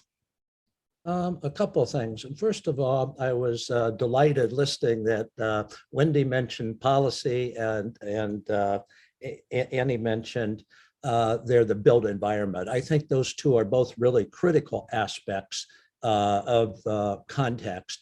I do want to emphasize from my perspective, though, context is broader than that. It's really a multi-level construct, and it has to do all the way from the policy level to community influences to organizational settings to social factors. And I think each of those are important. The other thing I want to mention is I think the implication of this in terms of the research, one of our questions that we have is, from my perspective, we should not try to take out context or totally control for it in research, as is often thought, but in fact that we ought to embrace different context and study that to see under what conditions do we get an effect and what conditions don't we get an effect. Okay. Let me ask a few more questions here. Wendy, this one's for you. Is it possible that some behaviors never become habitual for people? For example, does physical activity and healthy eating, will it always require more conscious effort for some than others? Well, this actually is a great segue from the previous question, right? Which is, people are surprisingly influenced by what is available to them, by what is easy to do, and by what they see other people doing. We think we go to the gym because we set our goals, we make a decision, we have committed to do so. But there's a great deal of research evidence that people go to the gym when it's easy, when they live close to the gym, when they can incorporate it into their lifestyle. So an awful lot of the challenges that we have in changing our behavior and making behavior habitual can be addressed in part by making behaviors easier for people. That's one piece. The other piece is making them more enjoyable. So a lot of people believe they're not going to eat healthful food because it just doesn't taste good to them. Well, there's good research data on that too, that people's preferences for what to eat vary based on what they're used to. So if you get people eating more fruits and vegetables on a regular basis, they actually start to like them more, and they start to choose them more in the future. So if you're feeling really challenged about starting a new habit and you feel like you're never going to be able to change your lifestyle, stick with it. Be patient with yourself, because simple exposure will it'll influence your preferences. I'm not saying that somebody who absolutely hates something is going to learn to like it, but we increase our appreciation for things over time with experience. So making it easy and then giving yourself a chance to experience it and maybe change your preferences a little. Both of those are ways forward, I think, for people having a hard time with forming healthy habits. Great. Annie, identity predicts and is correlated with maintenance of behavior, but how do we target identity as a mediator of behavior change? In other words, how do we intervene to create the types of identity that produce maintained behaviors? Well, we don't have good data on that yet. But I think there's a couple of different ways and that identity can be important throughout the behavior change process and things that we can help people work through. And so not everyone is going to have a complete shift of identity. There are many parts of our identity that we're not going to want to change, even though we do want to change behavior. But I always like to say that it's like when you enter your destination into maps is like you're setting a goal, but you can't set a route to get there until you really enter in where you're starting from. And I think part of knowing where you're starting from in order to reach that goal is some reflection about your identity and what your identity is, not just with regards to behavior, but your roles and your groups that are important to you, so that you can identify those that are in line with the behavior that you're trying to adopt. And maybe that might mean, thinking creatively about different ways to be active, like the example that I gave of the woman who allowed herself to do Zumba instead of running. And that, was tapping into a really important part of herself. But it also allows you to recognize the parts of your identity that maybe you don't want to change. Maybe you're with a partner who does not enjoy physical activity, but you still love them.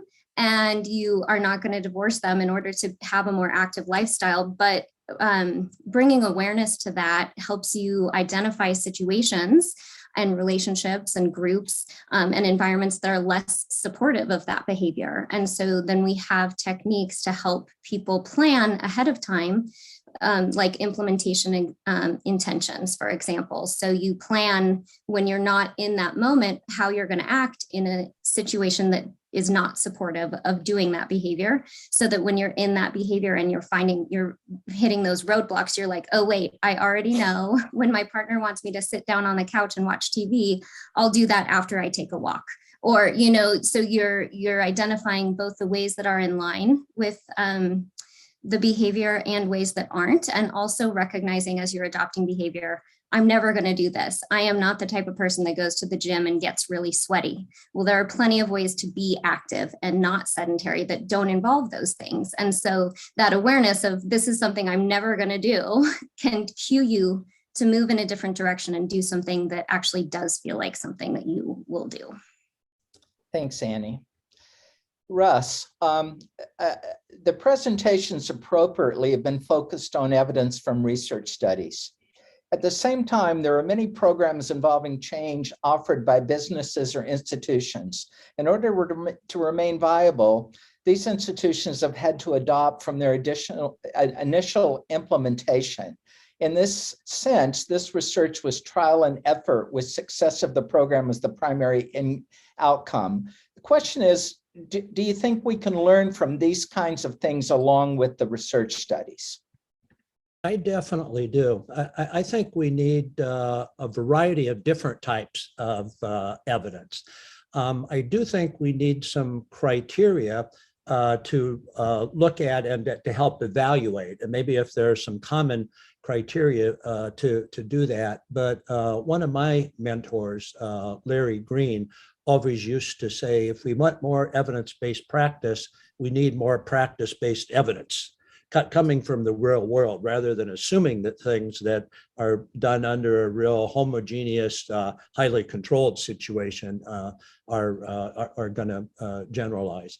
So I do, and I think, to me, the bottom line is replication. To me, that's kind of the key issue of causality. Can we replicate a finding in different laboratories and different settings with different types of populations?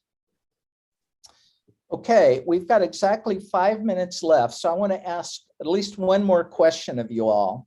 So I've been working in the area of lifestyle interventions, obesity, for probably 40 years.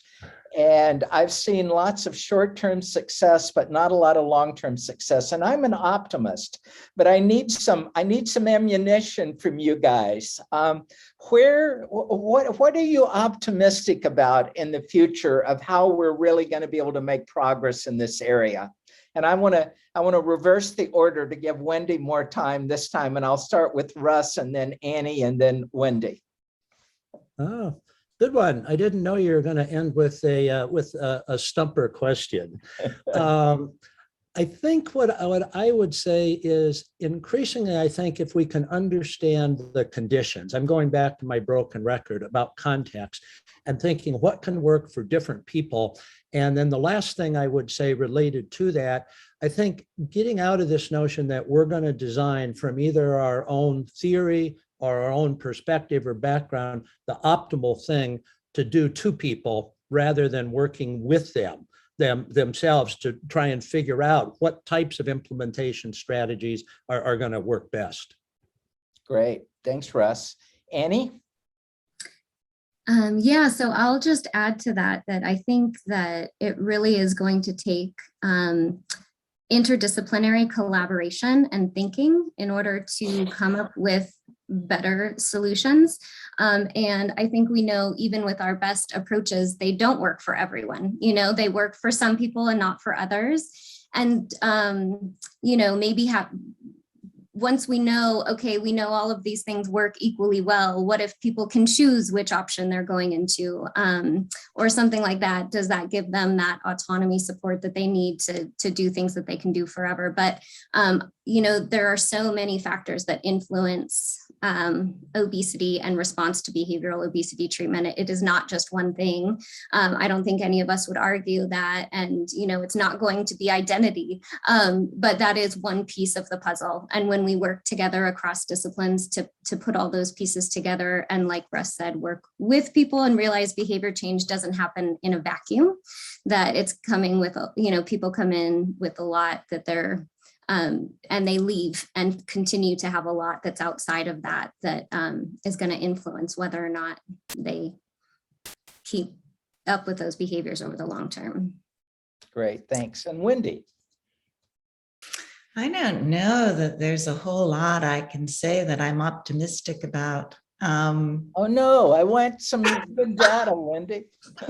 I'm sorry.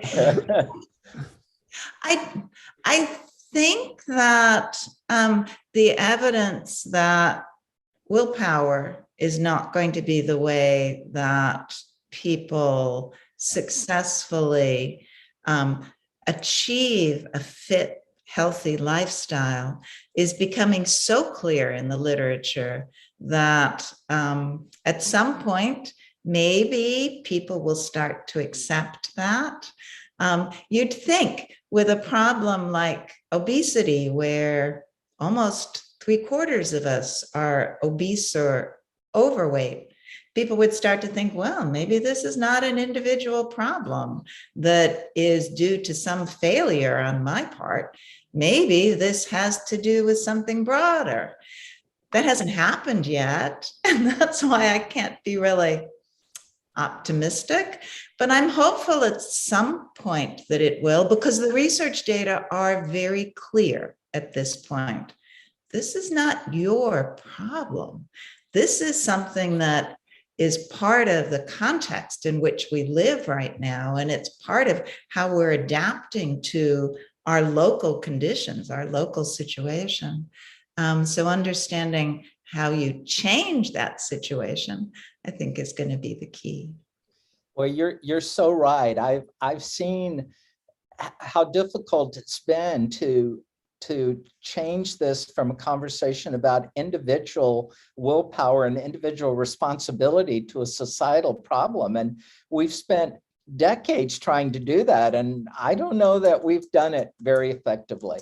But again, I want to thank all three of you for outstanding presentations. I want to thank the audience. I will remind you that we will have these presentations on both of the NORC websites, and they'll be on YouTube. And I think we can send out some information about that. And then hopefully we will do a summary of the whole conference to be published.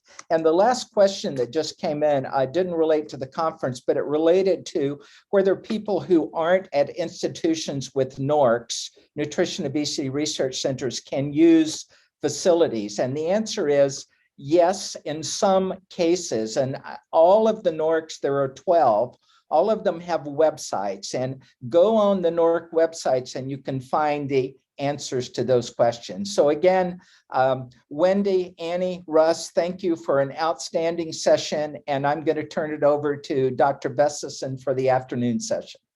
That was great, you guys. Thank you so much. Holy cow. I don't know how you are in the audience out there. My head is already exploding here a little bit. Such a pleasure to hear these speakers. You know, our goal here was to bring together, as Annie talked about, interdisciplinary thinking. One challenge, though, is when you talk about a problem from all these different levels, it can be a little hard to get your head around it. I would encourage you, those that are listening in here, you know, just write yourself some notes. I did this better when I was a postdoc than when I'm an older person. What are the key take-home messages you're getting as you go along here? that you can use in the work that you're doing. I mean, these are very different points of view, but I think they're themes that we're already hearing, things about context, especially, and where, and I think relevant to our afternoon session here, that this isn't necessarily somebody's fault. So we are having different points of view, and this afternoon, we're going to start our next session. And the idea of this session is partly that point that actually Wendy brought up there right at the very end. The idea that willpower is not sufficient. And some of the reason that willpower is not sufficient is that some behavior changes are extremely difficult. And that may be because they're pushing against fundamental biologic processes that are hard to overcome with quote unquote willpower, as Wendy said, on our own. And that's some of what our session this afternoon is about. I mean, there are behavior changes that are relatively easy. We've talked about things like taking a walk after dinner, or maybe being more positive with your significant other. But there are other behaviors that seem to be really extremely challenging to change. And these include things like substance abuse and changing weight. And again, one might argue that this is because these behavior changes are pushing against powerful fundamental biologic processes, and that at some level we have to, as Wendy says, not just rely on willpower, but really look at these fundamental processes that drive the behavior and understand those, and understanding those processes may be critically important to being successful at changing behaviors in those areas. So we have three great speakers this afternoon. Dr. Carlos Blanco, Dr. Rudy Leibel, and Dr. Michael Schwartz. Our first speaker is Dr. Carlos Blanco, and he comes to us from the National Institute on Drug Abuse. He's the director there of epidemiology, services and prevention research at the NIDA. He has more than 300 peer-reviewed publications in many different aspects on the pathogenesis and treatment of substance abuse.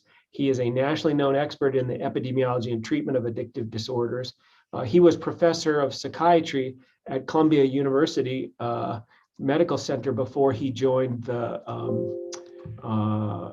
NIDA. And so without further ado, let's hear what Dr. Blanco has to say about lessons in sustaining behavior change from substance abuse.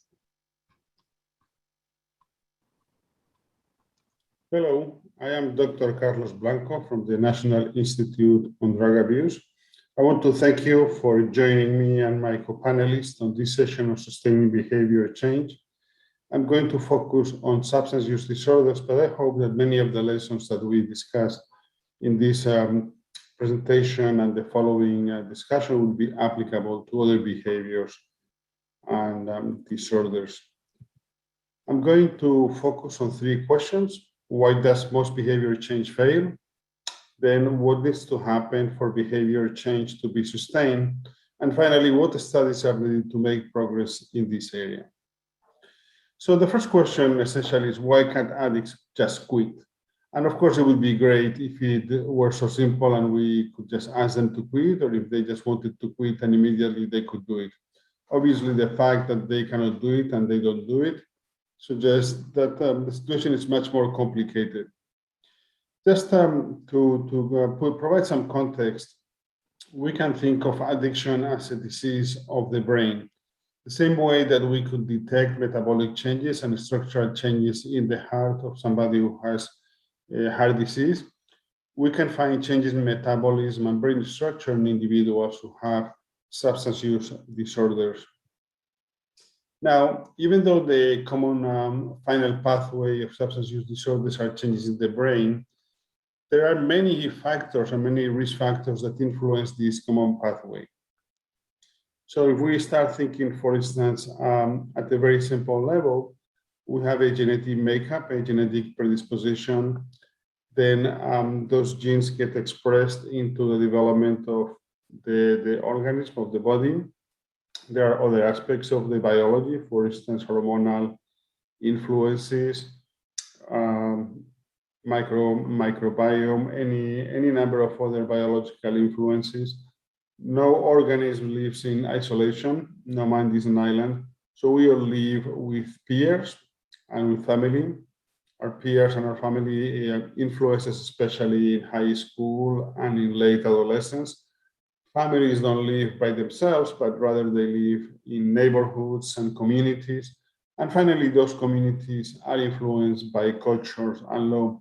So we can see a variety of levels, all of them interacting. So for instance, when you think about genes, genes don't produce their effect in isolation. Even if you think about identical twins, which have the same genes, they are not identical. I mean, they are not identical in their behavior. And that's the consequence of the different interactions that they have, how they develop, what kind of things they do, and what happens to them, sometimes randomly in their lives. So they may meet somebody, or they may have an accident, they may have disease.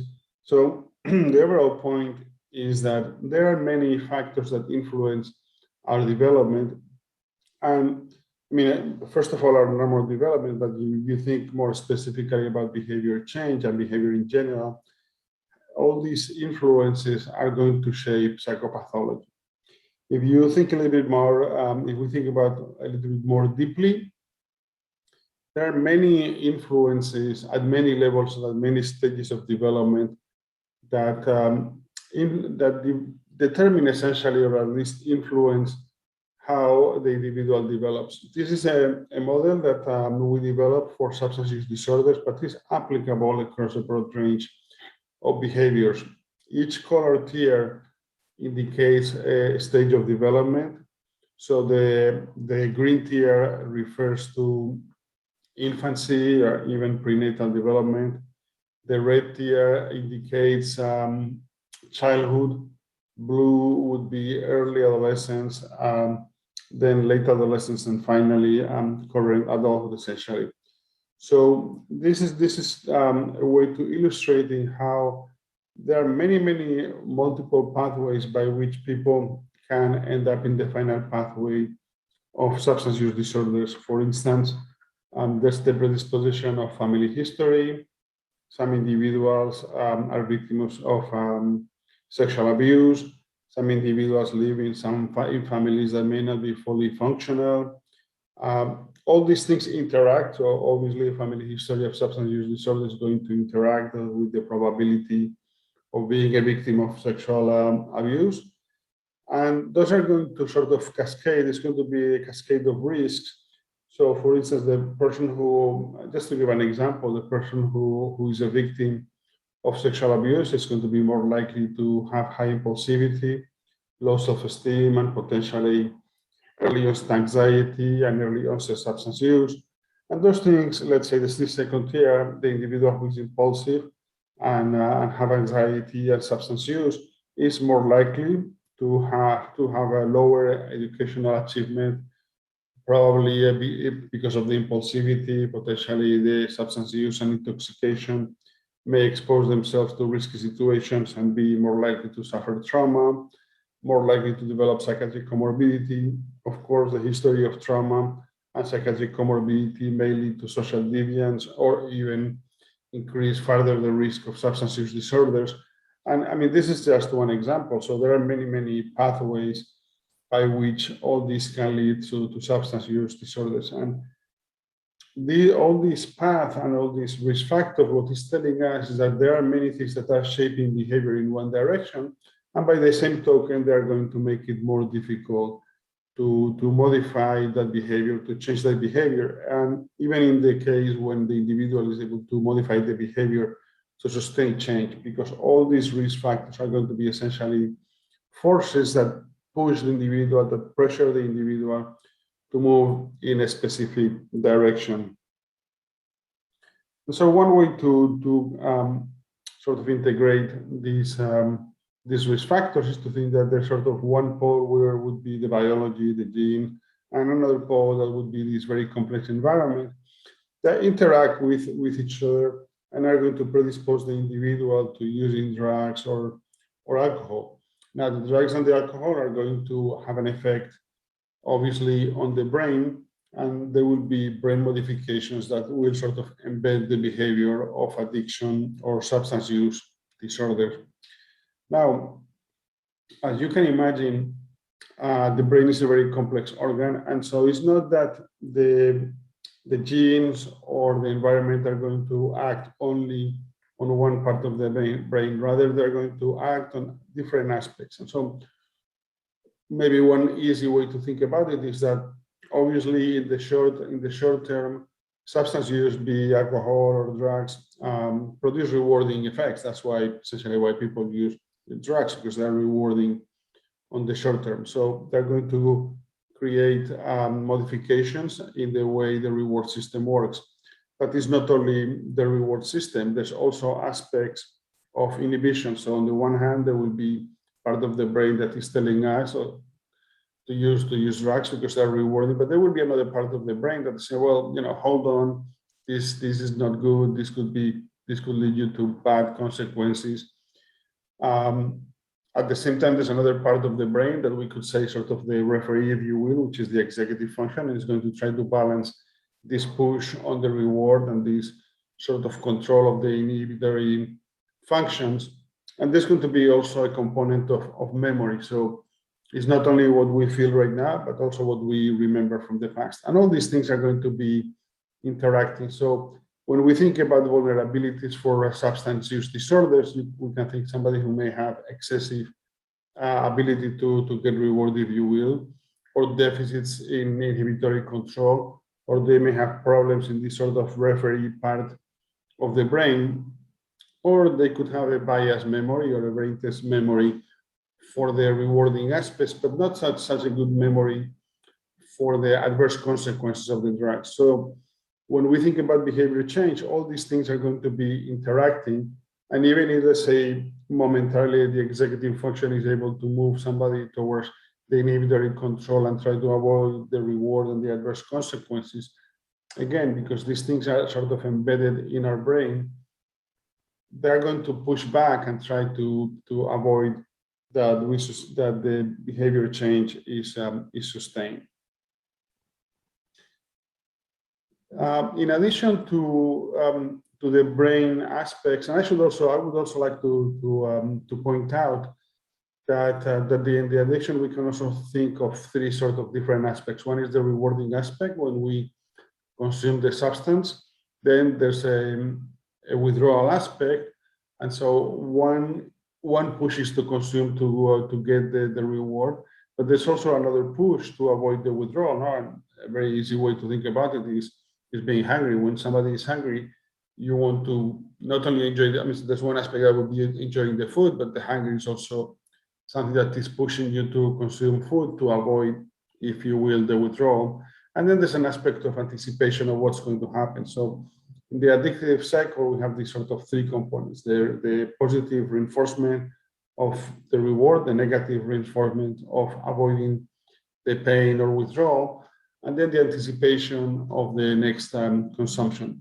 But in addition to the brain mechanism that I just outlined, we also can think of the availability of substances. And so, for instance, in the case of the opioid crisis, which is in the mind of all of us, the availability of opioid prescriptions increases since 1999 until probably 2014, 15.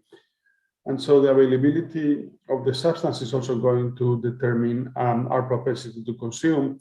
And in terms of behavior change, even if you're able to stop consuming, the availability of substances is going to be a trigger that is going to remind you that this is available, that you can use it. And so it's going to deter behavior change. There's also the aspect that we are also conditioned by our history. So in this diagram, what I want you to focus on is on this central aspect of the substance use disorder and how it has many consequences. So it has ability, probability of divorce, problems with neighbors, violence. And so these things that initially can be the consequence of substance use disorder potentially can become also triggers, because as the individual tries to sustain the change, the individual may have, let's say, poor social support, or could be unemployed, or could have lower income or poor physical health. All these things can become stressors that lead the individual to want to consume again and therefore have difficulty sustaining change. So in the first part of the presentation, I have outlined a little bit of the biology or the interactions that made behavioral change difficult. So what is that we could do or what can be done to improve the chances of sustaining behavioral change? Well, there are a number of things that can be done. One is act in a very, very clear biological way with medications. So in the case of opioid use disorder, we have very effective medications that, if used, can help sustain the behavioral change, essentially abstinence from opioid use. Not all disorders or not all substance use disorders can be treated with medication. So another avenue that we have is psychotherapy, and there are different types of psychotherapy that are outlined in this slide, and some of the mechanisms that these psychotherapies can target. So, for instance, given that the drugs have a rewarding effect, one way would be to use contingency management, which provides alternative rewards, and so we can create sort of in the brain a struggle or a way of decreasing the pool of the rewarding effects with these alternative rewards. Another way to sustain change is to provide cognitive behavioral therapy that would improve the executive function and the inhibitory control. We could also act on increasing motivation using motivational interviewing and other therapies that might strengthen the prefrontal and striatal communication. We can also interfere with conditioned memories or create new memories with biofeedback or behavioral therapies. And finally, as I was mentioning before, there are adverse consequences from using drugs, and many of these consequences are going to be essentially stressors. So we can also try to decrease the stressors that are one of the triggers for relapse using relaxation and also behavioral therapies. So one way, as I mentioned, was medication. The second way is psychotherapy. And then we can also use other non-pharmacological treatments, such as TMS, transmagnetic cranial stimulation, transcranial magnetic stimulation, transcranial direct current stimulation, and also deep brain stimulation. Some of these therapies are still in early stages of testing for substance use disorders, but theoretically that would be one way to improve the outcomes. Now, one of the questions that also come up often when we think about behavioral change is this idea of switching addiction. So one of the fears is, okay, if you stop one disorder, or if you generate a behavioral change, is that going to then lead you to an addiction? Well, the empirical evidence is that if we are able to change one behavior, that is going to favor the ability, increase their ability to change other behaviors. So in the case of addiction, individuals who are able to quit from one addiction or remit from one addiction are much more likely to remit from other addictions 3 years down the line, much less likely to relapse from addictions from which they had remitted previously, and also decrease the likelihood of new onset of addictions. So probably that has to do with a couple of things. One is that the individual who has remitted from one addiction has increased motivation, but also in one way or another, they have strengthened their ability to engage in behavioral change. Consistent with this finding, if you will look at the time course of relapse, we see that there's always a risk of relapse, which essentially, relapse is the same as not being able to sustain change. So there's always a risk of relapse, but as you can see, this risk decreases over time. I've put here a graph to exemplify with smoking, and I'm sure that in the clinical and even daily experience of all of us, we see that people who have been able to remain abstinent from smoking for a period of time are much less likely to relapse. The people who relapse generally do relatively shortly after quitting, but the longer people are able to remain abstinent, the less likely is that they are going to relapse. So again, the longer we are able to sustain behavioral change, the more likely is that the person is going to maintain change. And that again probably has to do with increased commitment to change, decreased adverse consequences, increased quality of life, and even there are some indications that that there's increased sort of a straightening of the brain, if you will, a healing of the brain. We don't have good longitudinal data on this, but the available evidence suggests that as people are able to abstain from using drugs and remit from substance use disorders, there are changes in the brain that indicate a normalization of their reward circuitry and also an increase in behavioral control. Now, the other thing I wanted to emphasize in this talk regarding behavioral change is that what I have mentioned in the last few minutes, medication, psychotherapy, non-pharmacological treatments, in a way are therapies that we can develop, but there's also an aspect of implementing these therapies. So developing the treatments or developing the therapies is not enough. We have to be able to implement these therapies, and that's probably the matter for a completely different talk. But I want to put it in your brains as you think about behavioral change, not only understanding the mechanism and developing therapies, but also when you think about developing therapies, think from the beginning, how are these treatments, how are these interventions going to be implemented? I have put here just as an example, what is called the opioid use disorder cascade of care in the US, which shows that even though there are about 2.5 million individuals with opioid use disorder, only a minority are diagnosed, many fewer engage in care, many fewer get evidence-based interventions, and at the end of the day, only about 2% of individuals are actually engaged in care for time enough to really benefit. So hopefully in the discussion or in the panel discussion, we will be able to talk not only about mechanisms, interventions, but also about what kind of system, what kind of health system, or what kind of setup we need to again facilitate behavioral change, not only for one individual, but rather at the population level. Now, I want to go to the last, in the last few minutes, to the last question. What studies are needed to make progress in this area? Well, I think we need a lot of, we could benefit from a lot of studies. And I go back to this slide where I put all the levels that influence behavior. And so our behavior is so complex, and sustaining behavior is influenced by so many factors that we need to really study it at many levels. Obviously, we have to get a better understanding of the genetic makeup and the biology that has to do with decision making.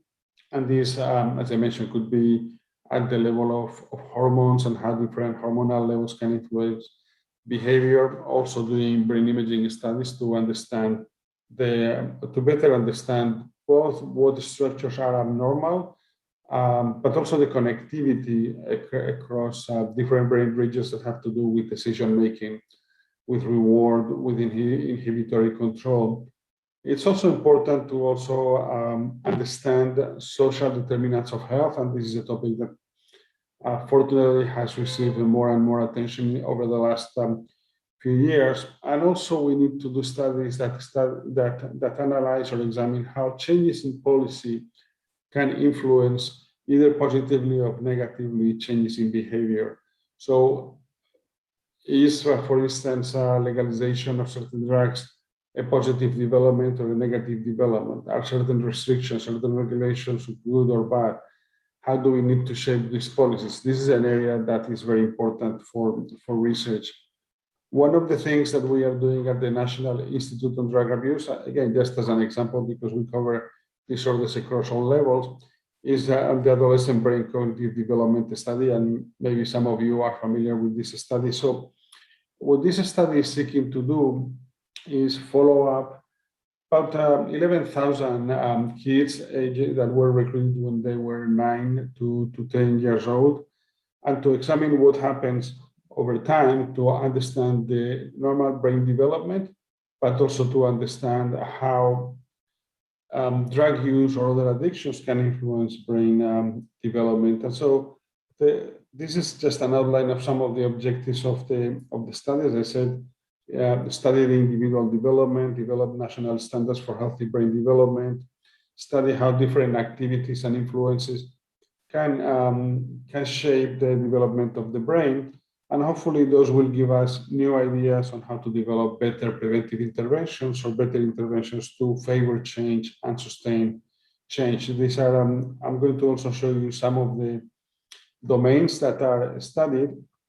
And then the last type of studies that we need, as I mentioned, when I talked to about the US cascade of care, the opioid use disorder cascade of care in the US, is not only how to understand better the brain, not only how to understand all these levels of influence, but how to, once we have understood sort of the basis of behavior, once then we have understood how to modify behavior and sustain behavior, how to implement those interventions at a large level. So I want to stop here, just reminding you of how complex addictions are.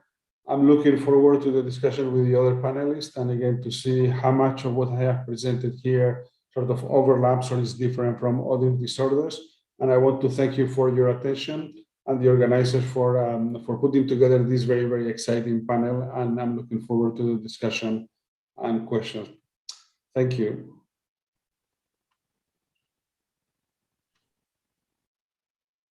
Thank you very much, Dr. Blanco. That was really, really wonderful. And I'm sure those of you who work in other areas are seeing some resonance with your own work in those ideas. That was really terrific. We're going to continue on this theme of behaviors that have a strong biological underpinning, but again, I think we'll come back around to how that strong biologic underpinning relates to broader social constructs and the way the behavior occurs in a naturalistic setting. Our next speaker is Dr. Rudy Leibel. Dr. Leibel is the Christopher J. Murray Memorial Professor of Diabetes Research.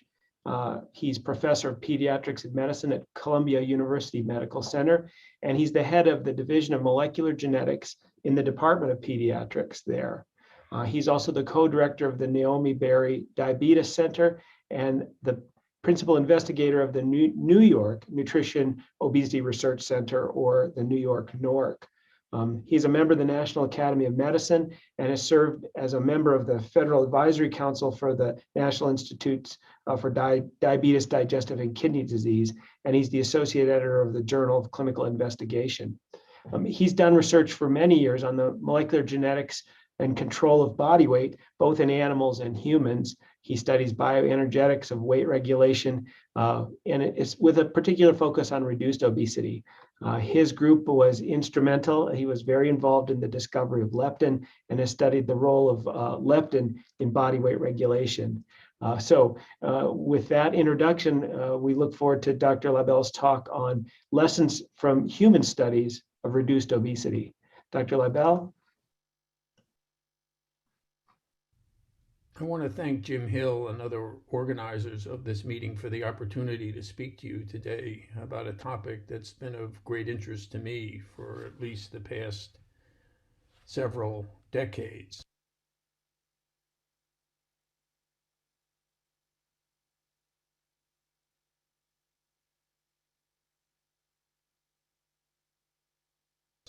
And it can be summarized in many ways by this representation of the classical Cartesian concern with regard to the relationship of the mind and the body. And I think ultimately the issue of weight regain in individuals otherwise successfully reduced can be represented in this way, in the sense that it is a circumstance in which the mind clearly wishes one thing, but the body is unable to comply.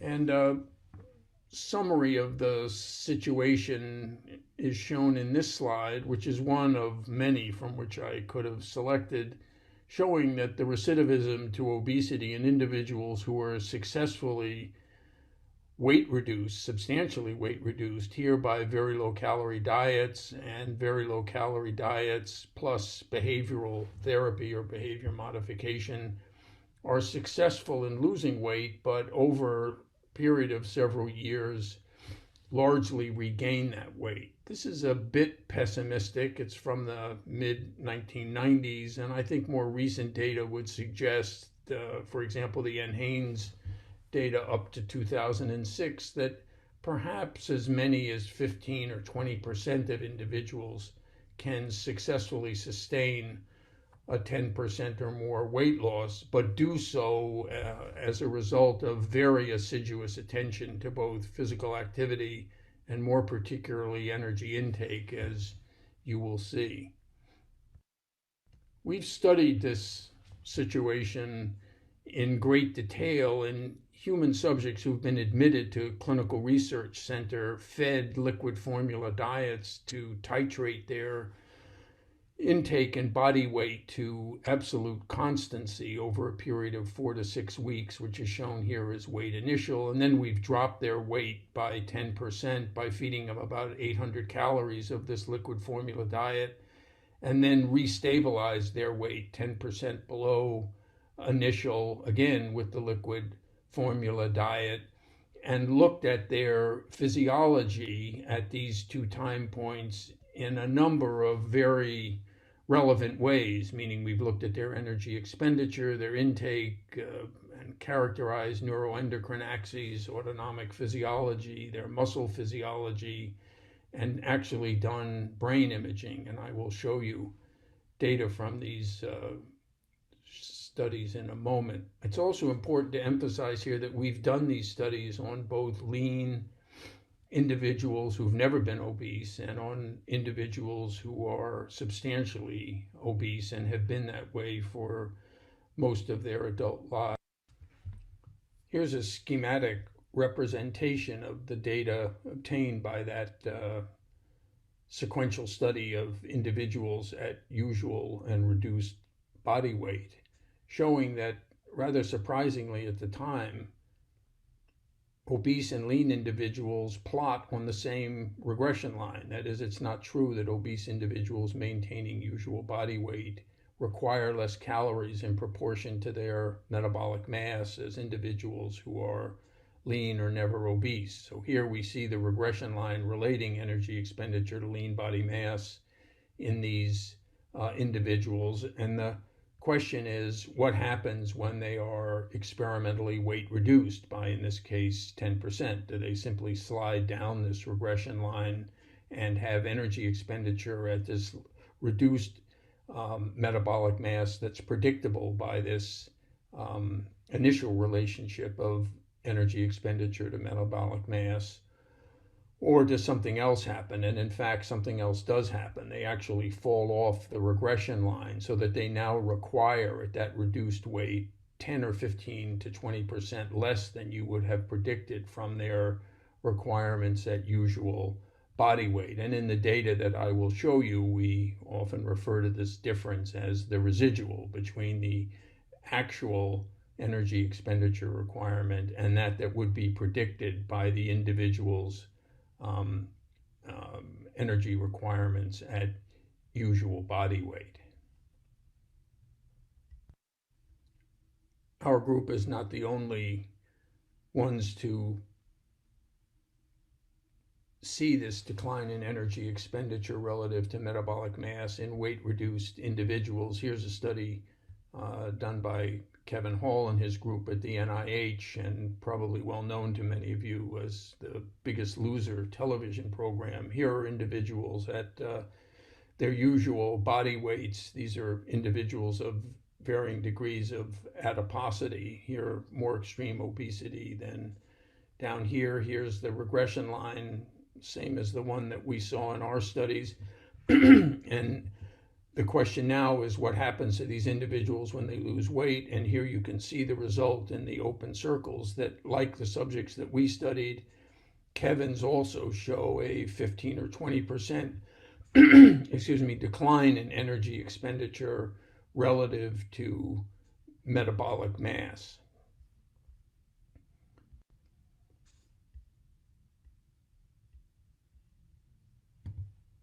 shortly after the discovery of the hormone leptin, we did these studies measuring the levels of the hormone relative to fat mass in lean here and obese subjects of both genders.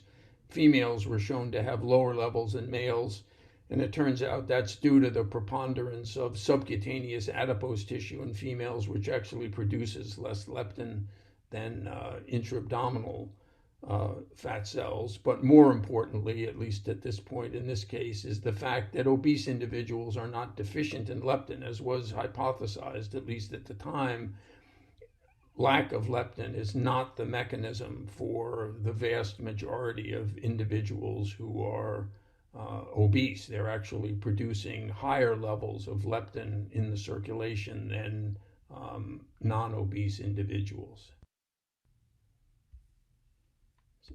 So leptin is produced by adipose tissue in proportion to its mass and the number of fat cells in the body, shown by the two vertical arrows here. And the leptin, as many of you are aware, produces a signal within the central nervous system, acting both at the level of the hypothalamus and the brainstem to have profound effects on both energy intake and expenditure. In this way, the leptin provides a signal to the brain with regard to the sufficiency or functional capacity of adipose stores. And in weight-reduced individuals, based on this kind of schematic, what's going on is that they are reducing, therapeutically in this case, their fat mass, and that the physiological consequences are seen as a result of the reduction in fat mass, and hence the signaling into these centers in the central nervous system that control both food intake and energy expenditure.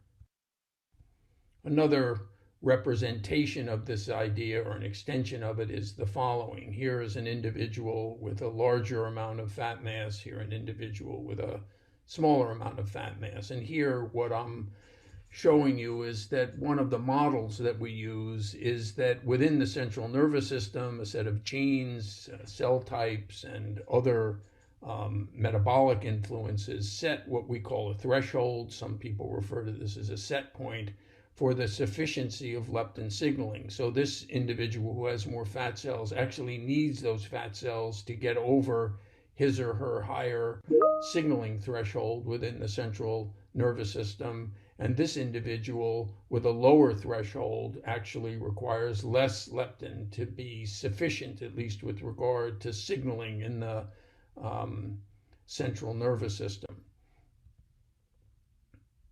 And that when an individual is reduced in body weight, such as this individual going to this lower fat mass, the signal is reduced, but the threshold is not. So individuals losing weight reduce the signal, but not the set point, so to speak. And so will reach a point at which the signal is insufficient to the central nervous system's expectations, if you will, with regard to the intensity of the signal with regard to adipose tissue mass. And hence this individual going to the reduced state of fat mass, actually his or her central nervous system detects this as a state of inadequate supply of body fat, and as a threat actually to survival and reproductive capacity. Food restriction, similar to weight reduction, but occurring much more rapidly, reduces the amount of leptin produced by adipose tissue.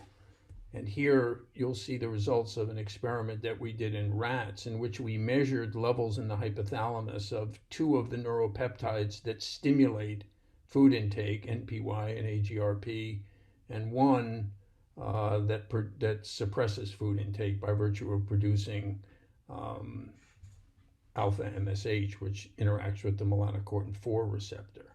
So here are the animals in the fed state with regard to the level of these peptides in the hypothalamus. And here in the black bars, you see the elevation of the hunger neuropeptides, if you will, in the fasted animal, and a reduction of the satiety peptide, if you will, in the fasted animals. Then what we did is actually gave low doses of leptin to these rats, even though they were still fasted, and showed that the level of the hunger hormones or neuropeptides in the brain comes down and the level of the satiety peptide goes back up. Again, consistent with this idea that leptin is sending a signal to the central nervous system with regard to the sufficiency of stored calories, and the central nervous system is responding in a direction that would increase food intake, obviously, during the fasted state. And the leptin actually restores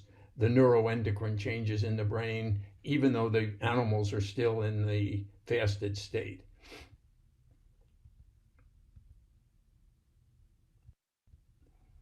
So now I want to show you an experiment which in a sense recapitulates that rat experiment, but done in the human subjects that I described to you earlier. So here is the initial protocol producing a 10% reduction in body weight in individuals who are in a inpatient setting under very tight control. Here are the studies that I'm going to show you the results of in a moment.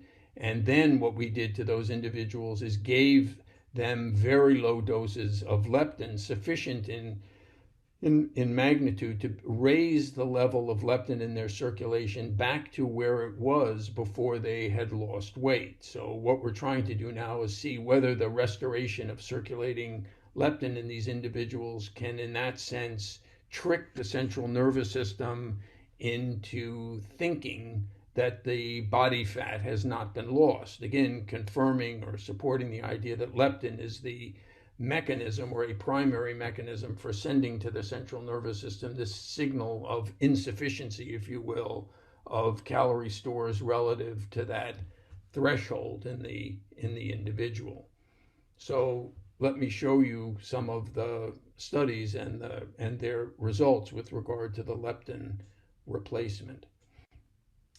So this slide summarizes effects on both energy expenditure and energy intake in weight-reduced human subjects. And I showed you schematically the data, or some of the data on the left, showing you that as individuals go down in body weight, minus 10%, minus 20%, there's a decline in energy expenditure adjusted for metabolic mass. The major decline occurs in the first 10% of weight loss, but there's a little bit of an additional adjustment or compensation, if you will, in the 20% reduced individuals. And the major compartment of this change is actually in the non-resting energy expenditure, shown in red. Resting metabolic rate declines a bit, but the major change is in the energy cost of low levels of physical activity. We'll come back to this in a moment.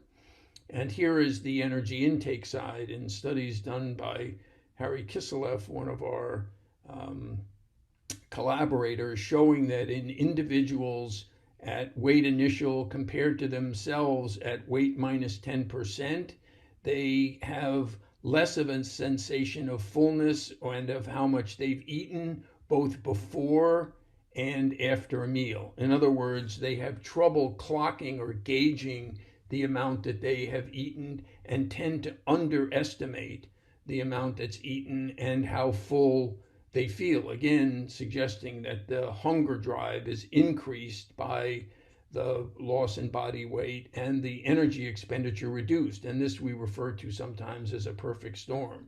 The energy expenditure is down and the drive to eat is increased. Here are some of these data, some additional data with regard to the phenotype of these individuals, showing that in the 10% weight reduced state, the sympathetic nervous system is tuned down and the parasympathetic nervous system is tuned up. And many of you will recall that the sympathetic nervous system is a critical player in terms of mediating rates of energy expenditure. For example, the thyroid axis is tuned down in weight-reduced individuals so that T3 and T4 are down.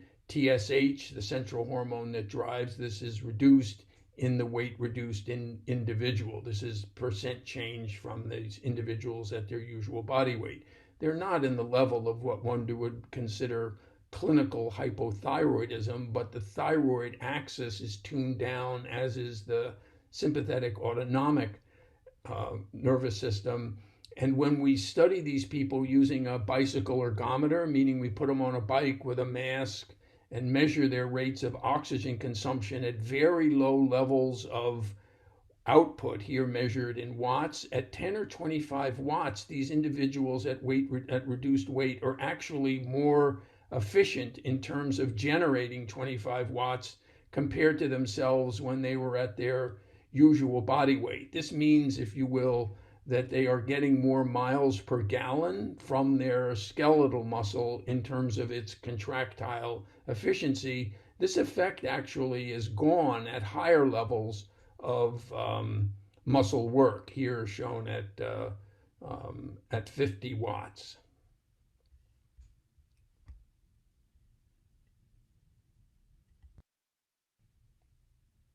An important question, of course, is whether or not these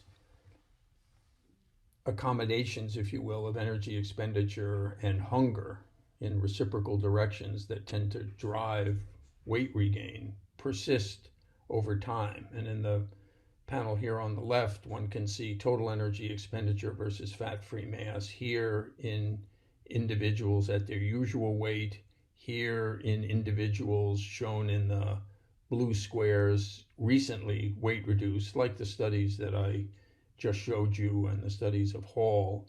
And here in the red open squares, these individuals sustaining weight loss for periods of up to 6 years. So you can see that the energy accommodation or adjustment, if you will, persists more or less indefinitely in individuals who are successful in keeping their weight reduced. And here is a study of hunger ratings in individuals following a meal, showing that individuals at their initial body weight show a decline in hunger with a meal, that gradually the degree of hunger recovers over a period of 250 minutes. But individuals who are either recently or 6-year weight reduced show less reduction in hunger with a meal. And this phenotype persists, as indicated here, for periods of up to 6 years in these individuals. So these adjustments are not transient. They actually are permanent stigmata, if you will, of the successful loss of body weight, which has obvious implications with regard to the long-term management of these individuals. I want to make it clear that there is variability among individuals in terms of their response to a 10% weight reduction. And you can see it here.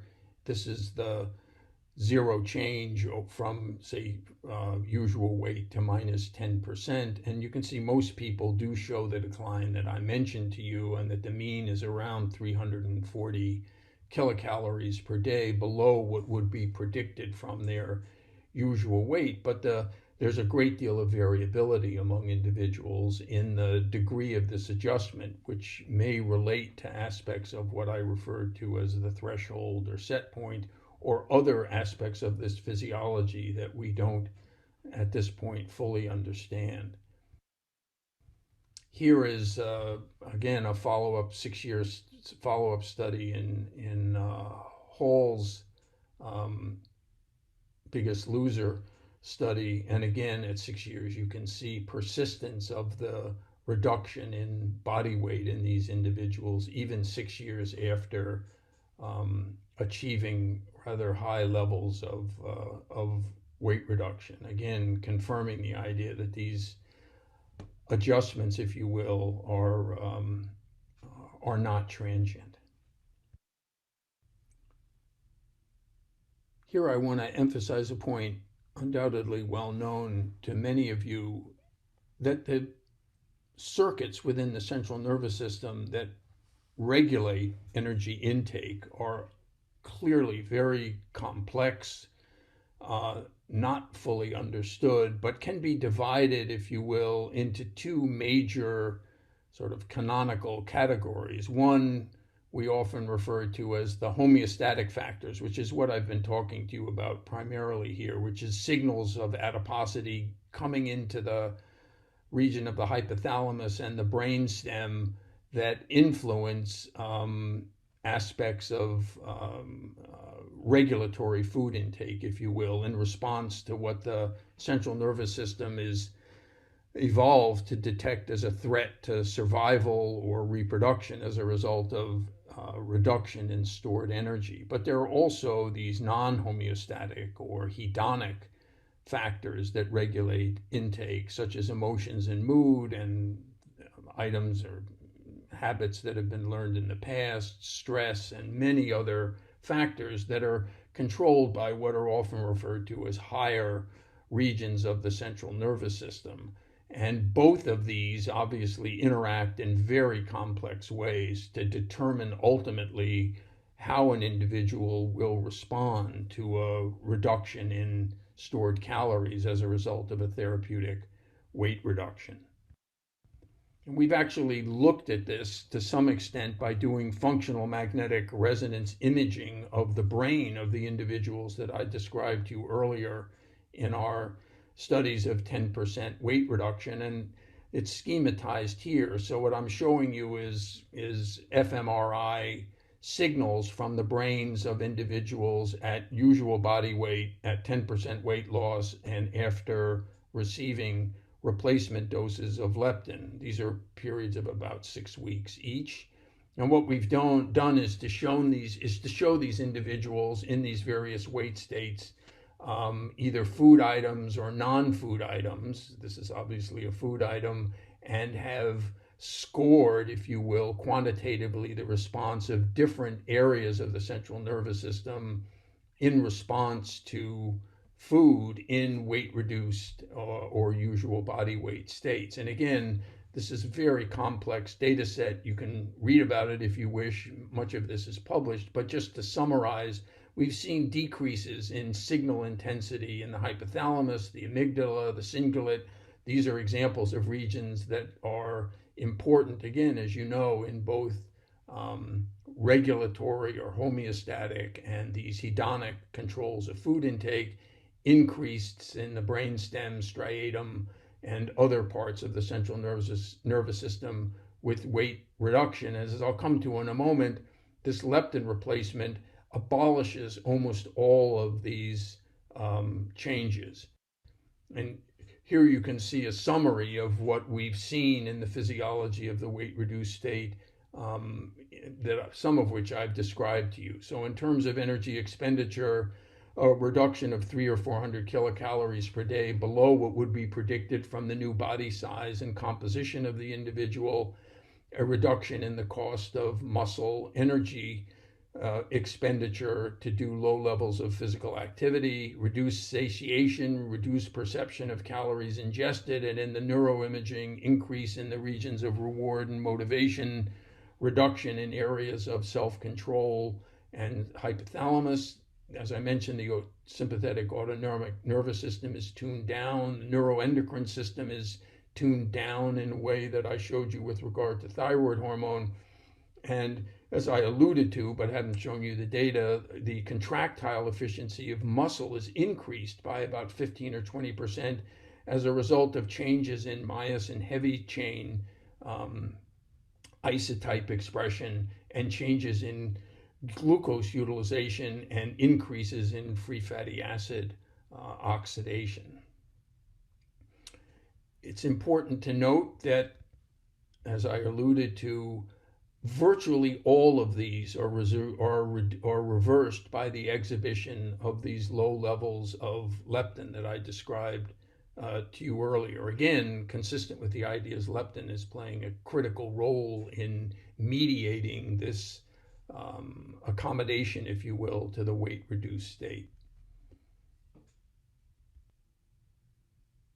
The data that I showed you earlier with regard to the persistence of these phenotypes suggests that in this regard, the threshold is not changeable, so that in individuals who have undergone prolonged weight reduction, the threshold does not drop in order to accommodate their lower body weight, but continues in the location physiologically that it was and continues to drive this signaling, if you will, of insufficiency of stored calories. There are certainly other ways in which the threshold or set point can be changed, but in weight reduction, this is not the case. So I want to end by emphasizing what's probably pretty obvious at this point, that there is a very strong effect of weight loss on energy homeostatic systems, producing a hypometabolic and hungry state. And that in this sense, weight reduction actually induces a non-physiological state. That is, the individual is chronically hypometabolic and hungry relative to themselves in their usual body weight circumstance, be they lean or obese.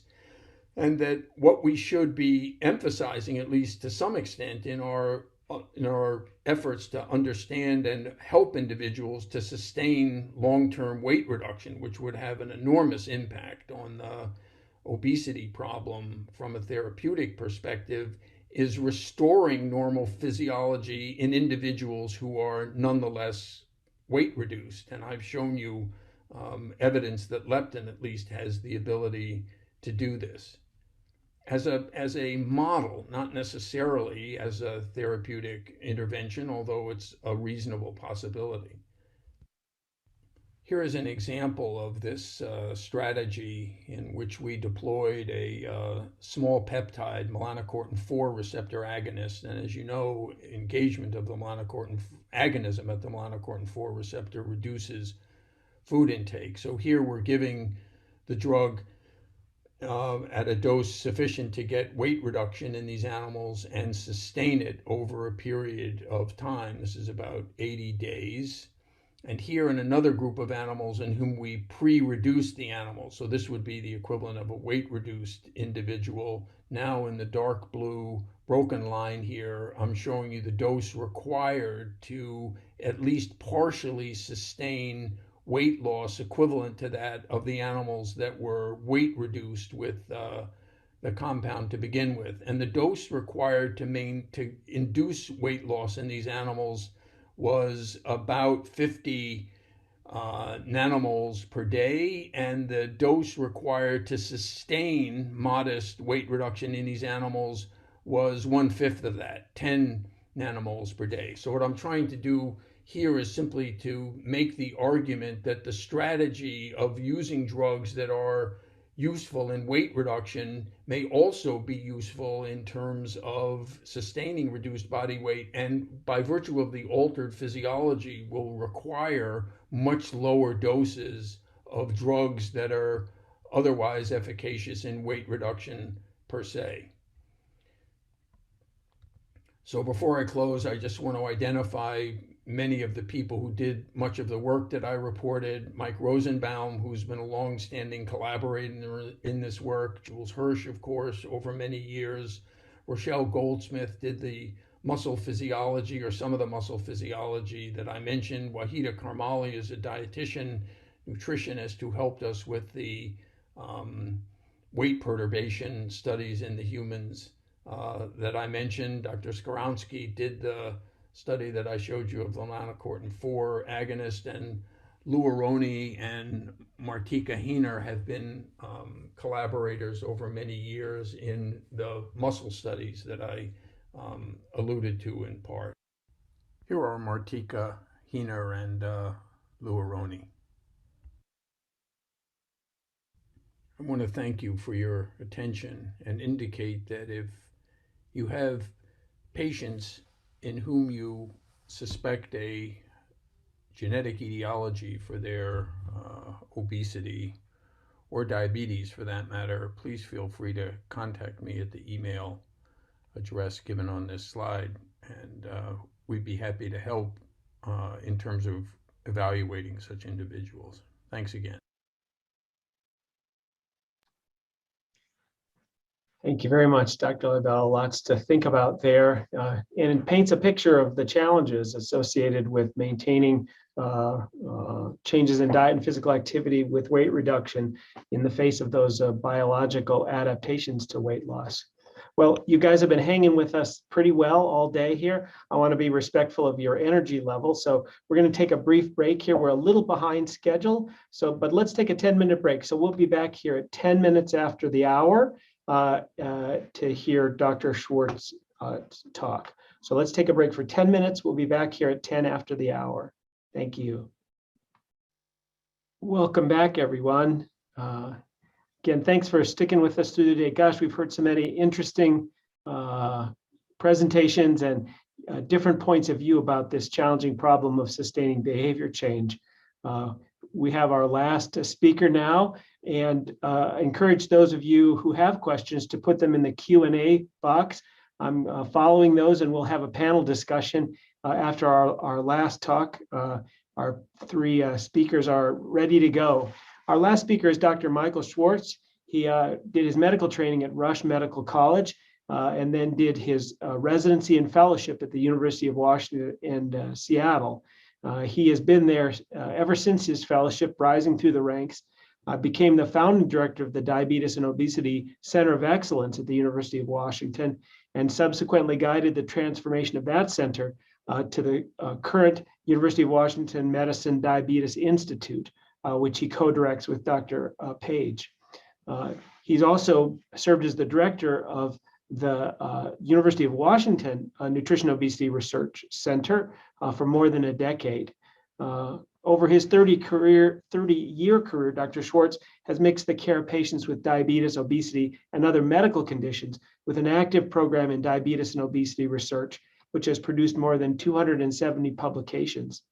In 2010, he was selected as the holder of the Robert H. Williams Endowed Chair in Medicine at the University of Washington in recognition of his research achievements.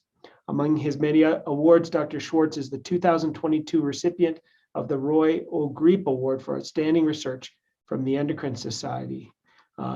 Dr. Schwartz will be talking to us today about what can weight loss-driven feeding behavior tell us about obesity pathogenesis.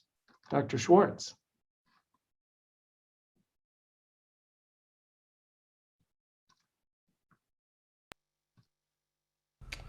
I'd like to begin by thanking the organizers for including me, and I'll preface my comments by pointing out that this is kind of a broad topic, and so instead of giving my usual sort of data-driven investigator type of lecture, I'm going to instead try to string together a series of concepts and take findings not only from my own group, but from the literature to kind of cobble together a picture that I hope will be helpful to you in understanding this important question.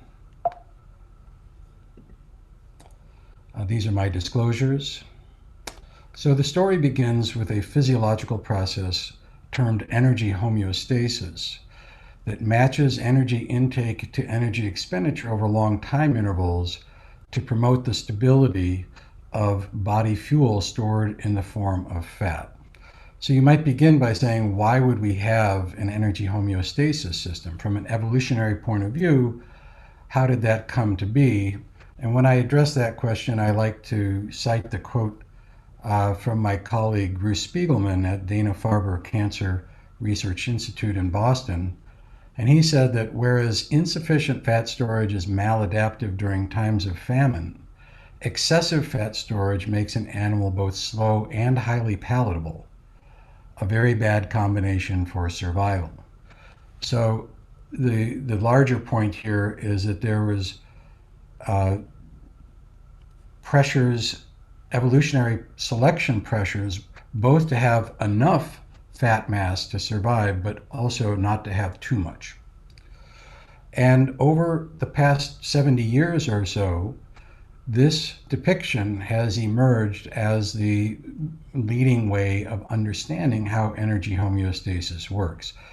This model was originally proposed by Gordon Kennedy and has since been developed and tested by many investigators, including our own laboratory. And the way that it works is that we know that there are neurocircuits in the brain that, when activated, can affect both feeding, calories consumed, as well as energy expenditure, calories out. In other words, influencing the energy balance equation. And we know that energy balance over time is the main determinant of how much fuel is going to be stored as body fat.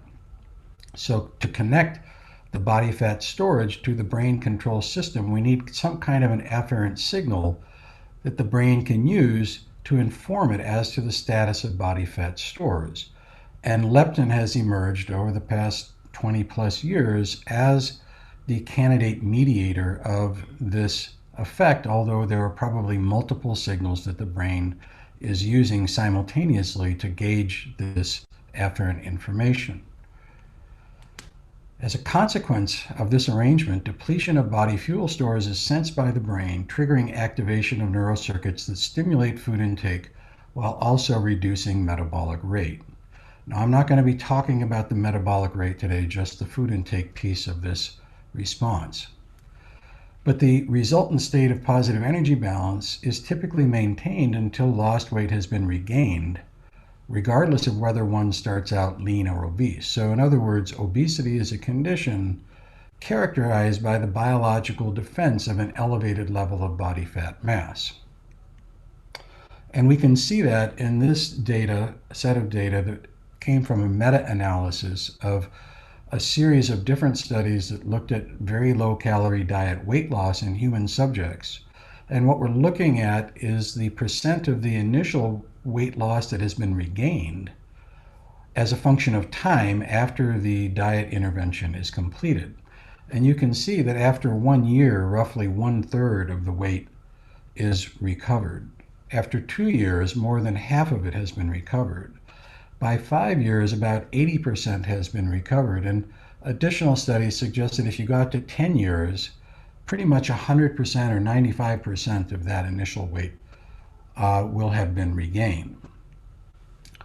So we have evidence that this system is operative and that it's limiting the efficacy of obesity treatment.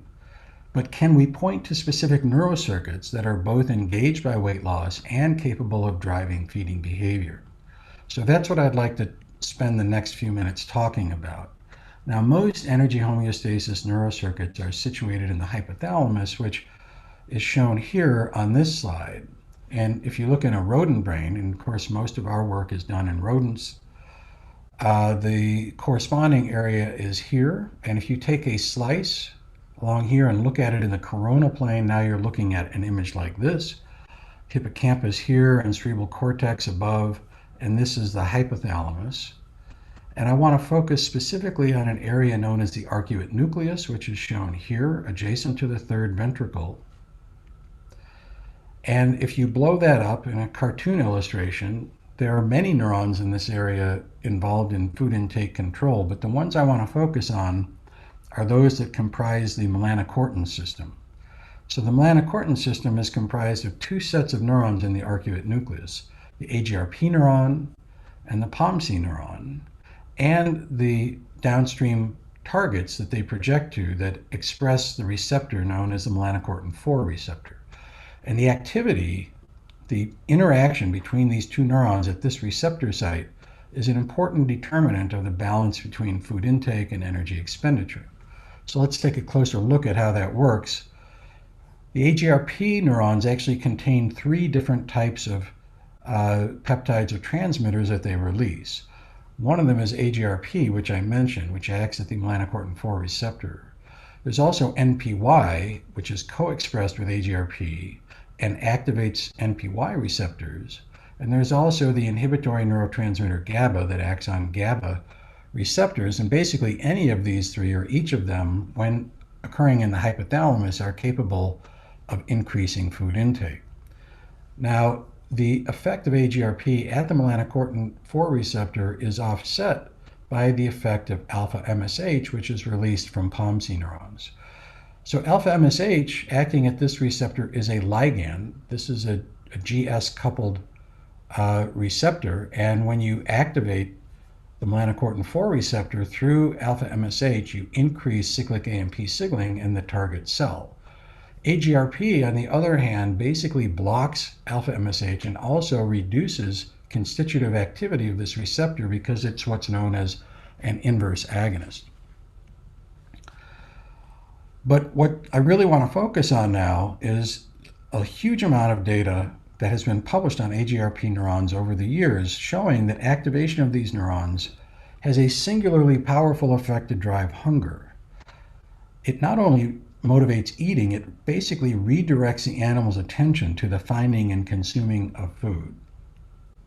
So we can see evidence of this here. This is simply the consequence of activating AGRP neurons using a method known as pharmacogenetics, which I won't go into, but I can assure you that the method here results only in a very cell type specific activation of AGRP neurons. And when you look at the food intake in normal mice, you can see that it's increased by several fold over a 4-hour period when you activate these neurons. And this is true both in the fed state and in the fasted state, and in some disease states as well. Now, you would expect that if you activate AGRP neurons, you're going to see an increase of body weight. And that's what you see. Body weight actually shifts dramatically as compared to the control mice. And it peaks out here. And you might say, well, I just said earlier that there's this energy homeostasis system that promotes stability in the amount of body fuel stored as fat. So you would expect that if you were to increase body weight through this type of intervention and then release the animal from the intervention, if what I said to you is correct about the energy homeostasis system, the body weight should rapidly return to the control level. And so what happens when you end this experiment? And by the way, this was done by Michael Krashes when he was working with Brad Lowell a decade ago. And sure enough, when you release the animal from this activation of AGRP neurons, the animals rapidly return to baseline body weight. What about when you inhibit the neurons? That's actually a question of greater physiological relevance, because if you see an effect on food intake arising as a consequence of inhibiting the neurons, that tells you that the activity of those neurons was required for the normal feeding behavior. And when you take normal mice or fasted mice and you inhibit the neurons, you can see here that you get about a 50% reduction of intake. This is from the same Michael Krashes paper over a 4-hour period. But it's not just under those conditions. There are many conditions under which feeding is normally increased in a way that seems to depend on AGRP neuron activation. So you can see that, for example, with exercise-induced feeding, published last year. And so in this figure, the black is the normal intake. These two blue and green lines are what happens when animals are exercising. And the red line is what happens when they're exercising, but you've silenced AGRP neurons. And you basically block the effect of exercise to increase food intake when you silence AGRP neurons. Similarly, when you move an animal from a room temperature environment to a cool or cold environment, their food intake goes up because they need more calories being consumed in order to offset the increase of thermogenesis that keeps the animal at normal body temperature. And Jennifer Deem from our research program in Seattle published just recently this finding that the effect of cold exposure to stimulate feeding is dependent on AGRP neuron activation. So what I can say is if you look at the data above is at room temperature, the data below is cooler, 14 degrees centigrade. The data in black are the spontaneous food intake measures, which you can see go up when you go to this colder temperature. But in the colored lines, you can see that when you inhibit AGRP neurons, you don't see any increase of food intake in association with cold exposure. So, okay, potent effects on feeding required for normal feeding responses. How are these responses mediated? Well, this is a nice illustration provided by Jennifer Deem and Greg Morton, my partner of many years in Seattle, in an article or review article that was just recently accepted for publication. And on the top panel, you can see all the different places where AGRP neurons project to, and I'm not going to go through them all. The point that I want to make here is that the projections to areas highlighted in green are ones that when you activate those specific projections, you get increased food intake, okay? That's not surprising. But look at all the other things that AGRP neurons do in order to promote feeding. When you project activate the projections to the periventricular thalamus, you not only stimulate feeding, you enhance the response to odors related to food. When you stimulate the projection out here to the parabrachial nucleus, you mitigate or inhibit signals of pain or malaise or sickness that might otherwise interfere with feeding. Down on the bottom, when you activate this area shown in blue, this tends to suppress social engagement. And when you activate this area shown in the scarlet color, this suppresses reproductive and maternal behaviors. So basically what you're doing when you activate these neurons is not only motivating the animal to eat, but distracting it or preventing it from engaging in a lot of other behaviors that it would normally engage in. I'll conclude this little bit of the talk by pointing out that Richard Palmiter, also at the University of Washington and a long-term colleague, reported 15 years ago that experimental ablation of AGRP neurons causes near complete food intake suppression lasting for 7 to 10 days in mice. And after many years of dogged effort, he was able to show that this is specifically because of the loss of inhibitory tone to the parabrachial nucleus. When you destroy the AGRP neurons, you remove GABAergic inhibition of this brain area, and you activate neurons that cause malaise and anorexia. Okay, what about the regulation of these neurons? Well, there are different types of regulation operating over different timescales. Consistent with our negative feedback control of energy homeostasis, there are feedback control systems. So leptin secreted in proportion to body fat mass, insulin secreted in response to recent meals, the rise of blood sugar, also secreted in response to the degree of body fat mass. Both provide inhibitory tone to AGRP neurons. Glucose appears to as well, although it kind of depends on which AGRP neuron you're looking at. On the other hand, if you haven't eaten for a while, an empty stomach is associated with release of ghrelin, which activates these AGRP neurons. So there's this feedback control, feedback in relation to the body's nutritional state. But at the same time, there's what we would call feed forward or anticipatory control of AGRP neurons that acts very rapidly, simply in response to the perception of food, without actually having consumed it or changing body fuel stores. So simply the sight of food, the smell of food, the taste of food, these signals are sufficient to completely silence AGRP neurons in a fasted animal. In other words, the goal of the neuron activation is to get you to where you found the food and you're ready to eat it, and then the job is done. Also, nutrients in the gut activate hormonal responses, including CCK, that feed back to provide inhibition of these AGRP neurons as well. So to summarize, AGRP neuron activity is high in the absence of inhibitory input. And the inhibitory input is provided by 3 tiers of nutrient-related signals that act on different timescales. There is the rapid timescale, which is the simple perception of food, an intermediate timescale, which involves nutrients in the GI tract, and a slow timescale, which involves signals in proportion to body fuel stores. Fasting eliminates or reduces each of these sources of inhibitory input and therefore potently activates AGRP neurons. And in fact, I'm sort of dating myself here, but we were the first ones to show this back in 1998. What we're looking at here is in situ hybridization to detect AGRP messenger RNA in the arcuate nucleus of a fed mouse and a fasted mouse. As I mentioned earlier, the ability of fasting to stimulate feeding also depends on this AGRP neuron activation. So now I'm going to return to the question I raised at the beginning of the talk. In fact, the title of the presentation, what can weight loss-driven feeding behavior tell us about obesity pathogenesis? Well, I want to reiterate a couple of points I made earlier. So I would be the last one to say that we understand how obesity occurs. What I would say about it is that there are many factors that can promote a state of positive energy balance that leads to weight gain and increased fat mass.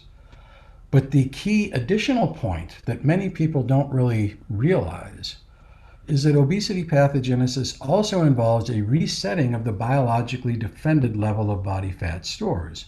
In other words, the increased fat mass in obese individuals is being actively defended in much the same way as it is in lean individuals. Well, how does that occur? What's going on? We don't know all the answers, but I would say the leading model for understanding this is shown here, where somehow this afferent negative feedback input that is reporting to the brain the status of body fuel stores is not getting through properly. There's a problem with how it's being generated, how it's being transported to the brain, how the circuits are sensing and responding to that input. And the larger point is that if this signal, this leptin or other signals, is not being conveyed properly, then you would need more fat mass to generate more signal in order to generate what would amount to what the brain perceives as a normal signal.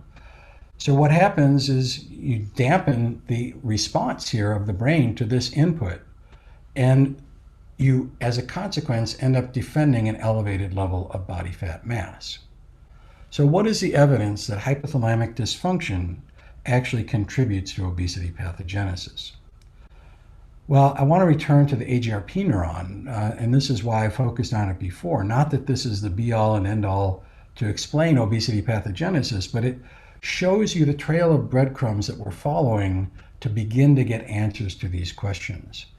And there was a paper just last year from Lisa Butler working in Zach Knight's lab at UCSF, showing that in a mouse model of diet-induced obesity, which is probably the most common animal model of human obesity that is used in the lab, diet-induced obesity sharply blunts the responsiveness of AGRP neurons to the inhibitory input that I discussed a moment ago.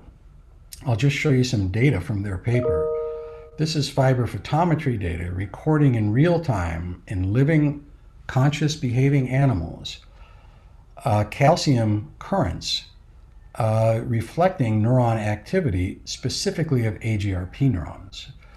And so what you can see here is that under baseline normal conditions, when the animal even just sees or smells the chow, as I mentioned earlier, you get this rapid and steep silencing of AGRP neurons.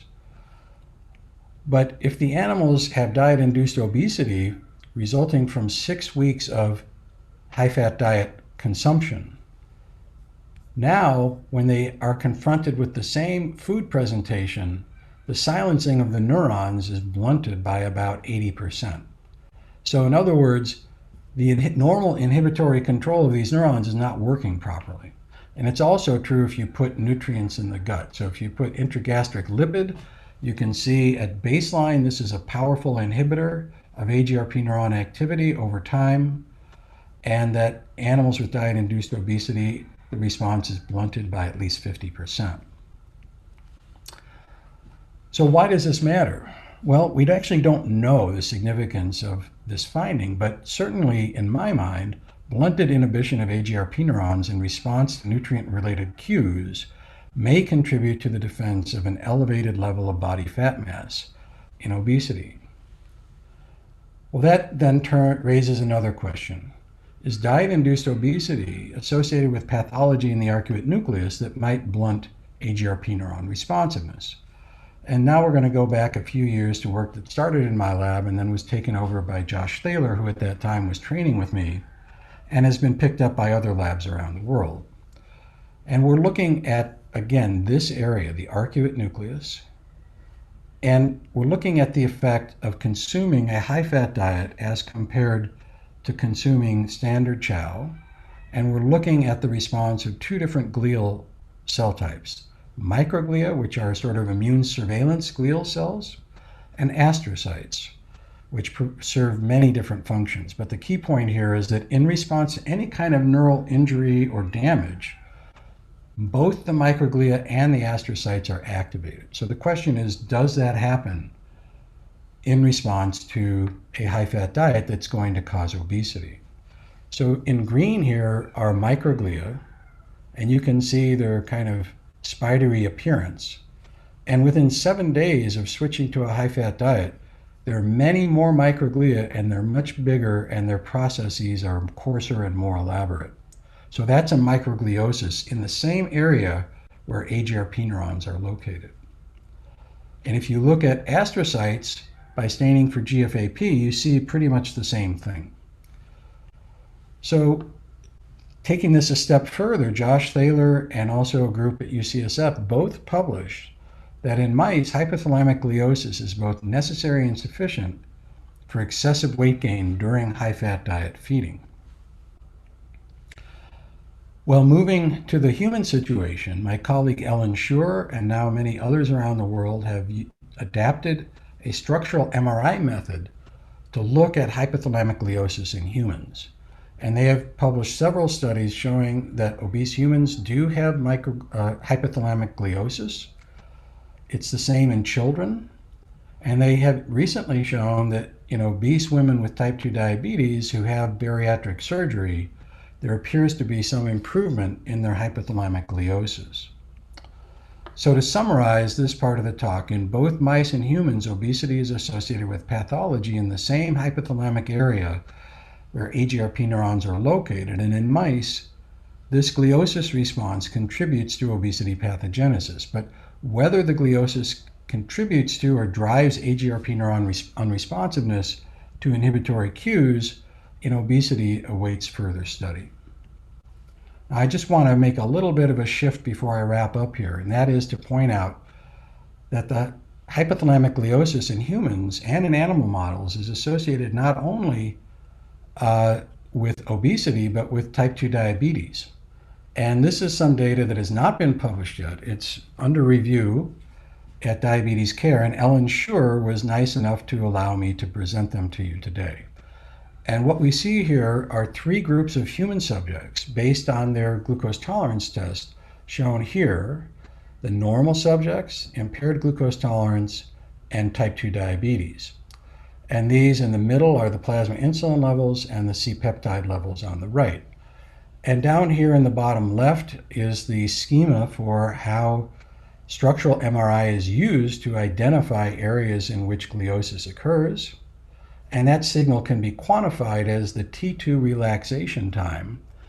And in these studies, they did the T2 relaxation time in 4 different brain areas: the mediobasal hypothalamus, amygdala, white matter, and in the putamen. And the point is that if you look at progressively deteriorating glucose control, there is a stepwise increase in this signal corresponding to hypothalamic gliosis. But it's only in the mediobasal hypothalamus, not in these other brain areas.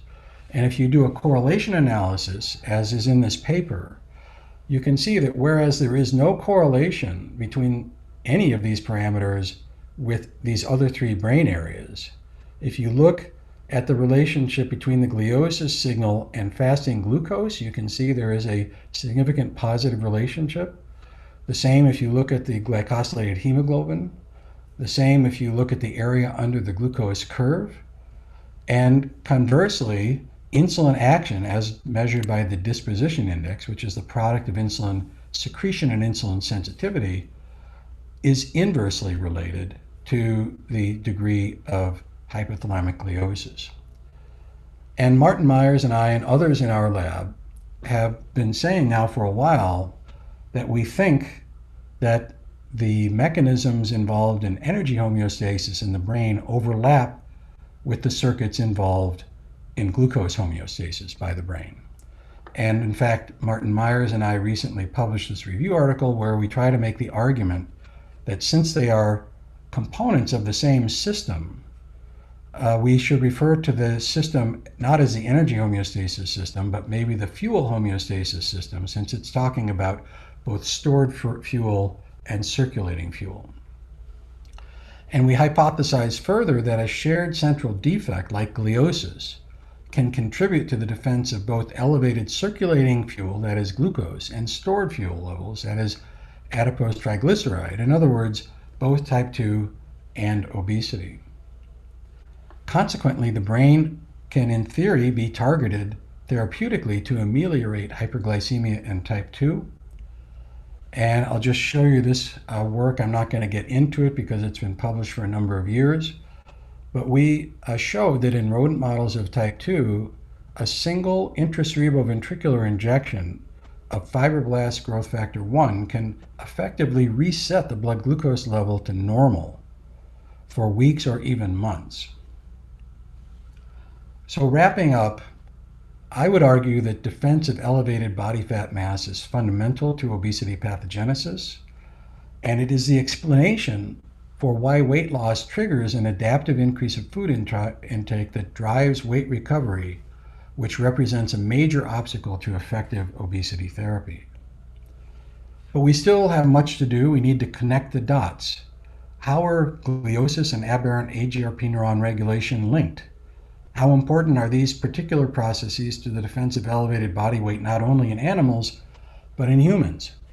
And what I presented to you is actually a gross oversimplification. There are many different neurocircuits, and their regulation and their activities all are woven together. And we need to know much more about how these things work and what goes wrong in obesity.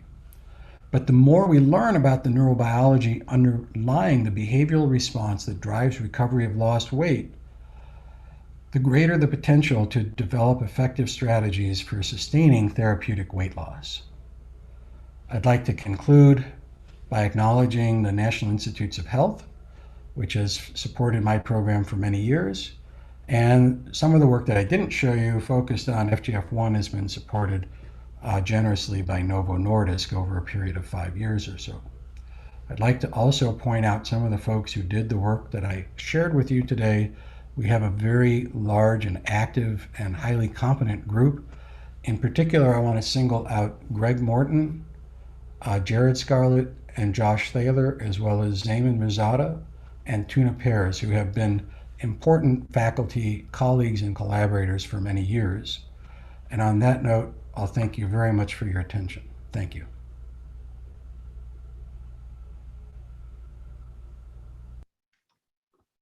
Well, thank you very much, Dr. Schwartz. That was terrific. Maybe we can have Drs. Blanco, Schwartz, and Leibel join us here. You turn on your microphones and all. And we've had some questions here from our audience. And maybe I'll start with you, Dr. Blanco. You know, I think you portrayed substance abuse as being a disease of the brain, and you highlighted structural changes that happen in the brain with long-term substance use. I think you showed some pictures of how that brain changes can be altered over time with abstinence. We had one of our attendees sort of ask the question whether there's any natural or pharmacologic interventions that return the brain back to pre-addiction structure and function. And maybe you could just comment on that. How much of the changes in the brain that occur with substance use are permanent? How much are reversible? And how do you think about that? No, it's a very, very important question, no? And unfortunately, as the good questions, we don't have the answer. I guess that's why they are good questions. So what we know is that, yeah, there's damage in several parts of the brain. And I mean, we know that there are structural damages, but there are also adaptations of the cells, which in a way we can think of as sort of functional damages. And so what we know is that, I mean, especially with opioids, because it has been, the substance that has been best studied for this, if you give medications for opioid use disorder, the receptors tend to normalize over time, but we really don't know in a way how long it takes for the structural changes to occur. And also one of the questions that I think is implied in your question is whether there would be sort of a brain scars, no? So there could be some recovery, but the same way that when we have an injury in an arm or in the leg, we can have a scar. It is very likely that if the brain has suffered an injury or an insult, there will be some scars, and we don't know that. We are now doing, and I don't know if I mentioned it in the talk, the ABCD study, which is a longitudinal study of about 11,000 kids. And we're going to follow them for 10 years. So we expect that some of them will develop substance use disorders and some of them will remit. So that will be the best study to really study prospectively what happens. But right now, we really don't know. Thank you very much. And yeah, with the brain imaging, that will be interesting part of that study too. Actually, I'm going to go to you, Dr. Schwartz, kind of related to that. I think what you're talking with this gliosis implies some real structural changes to the brain that are involved in this change in the defended weight. What's your current thinking about how reversible that is and what the cause of that is? Is this a nutritional injury or something related to neurotransmitters or something like that? Well, we don't have great answers to either of those questions. There is evidence that I mentioned that Ellen Shore has recently published that in obese women with type 2 diabetes who underwent bariatric surgery and had remission. This was actually done in collaboration with Licio Veloso in Brazil, that there was some resolution of the gliosis. So that does suggest that it is reversible. And actually, we have a mouse study that shows that diet-induced obesity due to high-fat diet feeding is associated with gliosis that then can be reversed over a period of weeks or months if you put the animals back on chow and they lose the excess weight. And it appears like the closer they get to the control weight, the less gliosis they have. So in these models, it does suggest that there is a reversible component to it. In terms of the underlying mechanisms, there's still a lot of debate about this. It hasn't really been completely resolved, whether it's something about the individual dietary components, for example, saturated fatty acids, that are themselves activating glial responses. My own view is that some of the neurons, when you are confronted with highly palatable food, especially in animals that aren't normally, it's not part of their normal diet, you can have an activation response, for example, in AGRP neurons, that even if transient is enough to cause a sort of a excitotoxic injury response. And even if that is minor and transient in nature, if it keeps happening over time, one could imagine how you would recruit glial responses to that type of an injury, and they would be kind of selectively located at the place where the excitotoxic injury was occurring. So in my view, that is also a possibility, that something about the perception of the food triggers aberrant activation of neural circuits, and that the glial response is a compensatory response. Great, thank you. Dr. Leibel, we had several questions from our attendees about leptin. You made a great case for the centrality of leptin in the adaptive responses to weight loss that promote weight regain. And so I think people wondered, well, then shouldn't leptin be a therapeutic tool? And how do you think about that?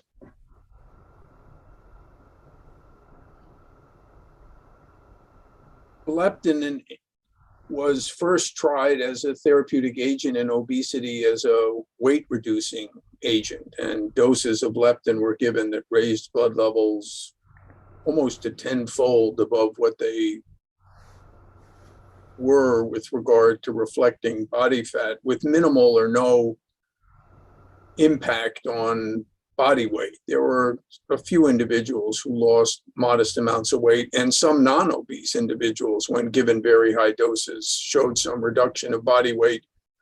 But it was clear that the molecule could not be used, or should not be used therapeutically, because the system, at least the part of it that leptin is active in, it corresponds to one of the limbs that Mike Schwartz described in terms of defense of body weight, rather than the part that prevents you from becoming a meal for another animal. So the next phase in the sort of testing of leptin as a therapeutic agent is the one that I described to some extent in the talk that I gave. And the reason that I think this has not gained more traction in the field and among pharmaceutical companies is that the FDA does not yet permit licensing of an agent that causes maintenance of reduced body weight rather than induces weight loss. This is, I think, a somewhat myopic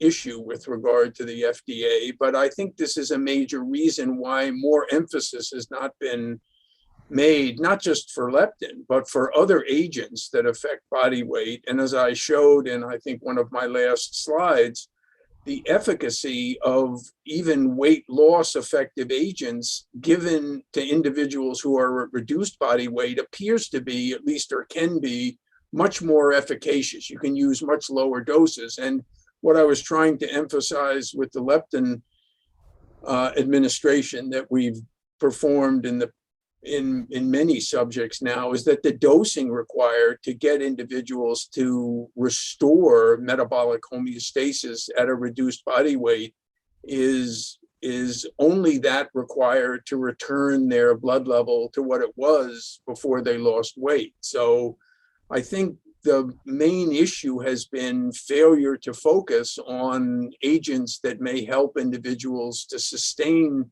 weight loss rather than to induce loss. I think people have tended to conflate these two processes pharmacologically and physiologically, and they're not the same for some of the reasons actually that Mike emphasized in talking about the physiology of the AGRP neurons, and emphasizing rightly that they're part of a circuit or a series of circuits that have different roles with regard to metabolic, or as he said, fuel homeostasis.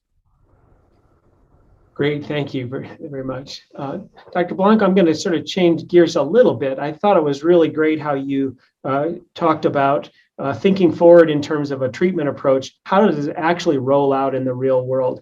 Dr. Glasgow talked about that in some detail earlier today. How do you think about that if you're thinking about an intervention, a substance use intervention? How do you actually think about that long-term implementation piece when you're starting that work? That's enough of that question there. Yeah, so I think a lot of I was a grantee before I came to NIH, and I'm also a clinician. So I live on the three worlds. And so the way I wrote my grants is thinking, okay, well, this is a clinical problem I have, and I don't have the answer, and I wish somebody had come up with the answer. So I'm going to do it. And so I think a lot of the times researchers just think of this is a good idea and then hope that people follow suit. But that's not necessarily the way things work. So I think you have to go to the people who will have to implement the solution and ask them, okay, what is feasible? And usually clinicians and health system administrators know what is feasible. They don't know how to do the research. So then that's why we need research. And so having this dialogue, in a way, is not very different from what happens with patients, right? I mean, the patients come with a complaint and then the clinician provides answers. The clinician doesn't know what the problem is. That's why the patient comes. But the clinician knows how to solve the problem. So in terms of implementation, I think when we think about developing interventions, I think it's very, very, it's crucial to think from the beginning, how is this going to be implemented? Because otherwise you may develop interventions that may look very good on a paper, but you don't, you may get to the New England or to Science, but you're not going to really be able to get them administered to patients. And if patients don't take, if patients don't get the interventions, it's like somebody who buys the medication but doesn't take it. It's not so useful, right? So that's the way I think about it. I know that's not the way most researchers think, but I think we're moving the field little by little in that direction. Thank you very much. Jim Hill had a great question in this morning's session that I'll interject here just because I thought it was such a useful question, especially here. I think some of our attendees might listen to what Dr. Lavelle and Schwartz, you said, and get depressed, because what we're looking for here is something that's going to fix this problem. And they might listen to the description of the biologic processes involved here. I think it's so great that you did what you did, because earlier in the day we heard about how people think this is about willpower and how that paradigm is not very helpful. So I think this focus on the biology and the focus on how complex the biology is really important here. But I'll start with you, Mike. What are you hopeful about? If you look forward to the future of helping people with their weight, is there something in your work that you look down the road and say, yeah, I feel really hopeful in this area? Yeah, there's a lot actually. And that's kind of what keeps me going. I think eventually there are answers to these questions, but it's complex. I guess what I would say is that, first of all, treating obesity once it's established is a bigger challenge than preventing it from occurring in the first place. And so I think for people who are clinically active in helping people fight this problem, don't lose sight of the preventive role, because I think there is a great opportunity to adopt behaviors that prevent you from getting into this problem in the first place. Because remember, the defense of elevated body weight only occurs when the body weight is elevated. If you can prevent that from occurring in the first place, you buy yourself some protection from having to deal with that. And I do think there are behavioral, lifestyle, and other options that are available to try to prevent the amount of weight that would otherwise accumulate in individuals, especially living in our society. It's a very obesogenic sort of society for a lot of people, in the sense that there's a lot of highly palatable, readily affordable, readily available foods, and not a lot of energy costs associated with getting them. So it's completely different from the way we evolved, as a species over the millennium. And it tends to favor entering a state of positive energy balance in those individuals who have a genetic or other predisposition to do that.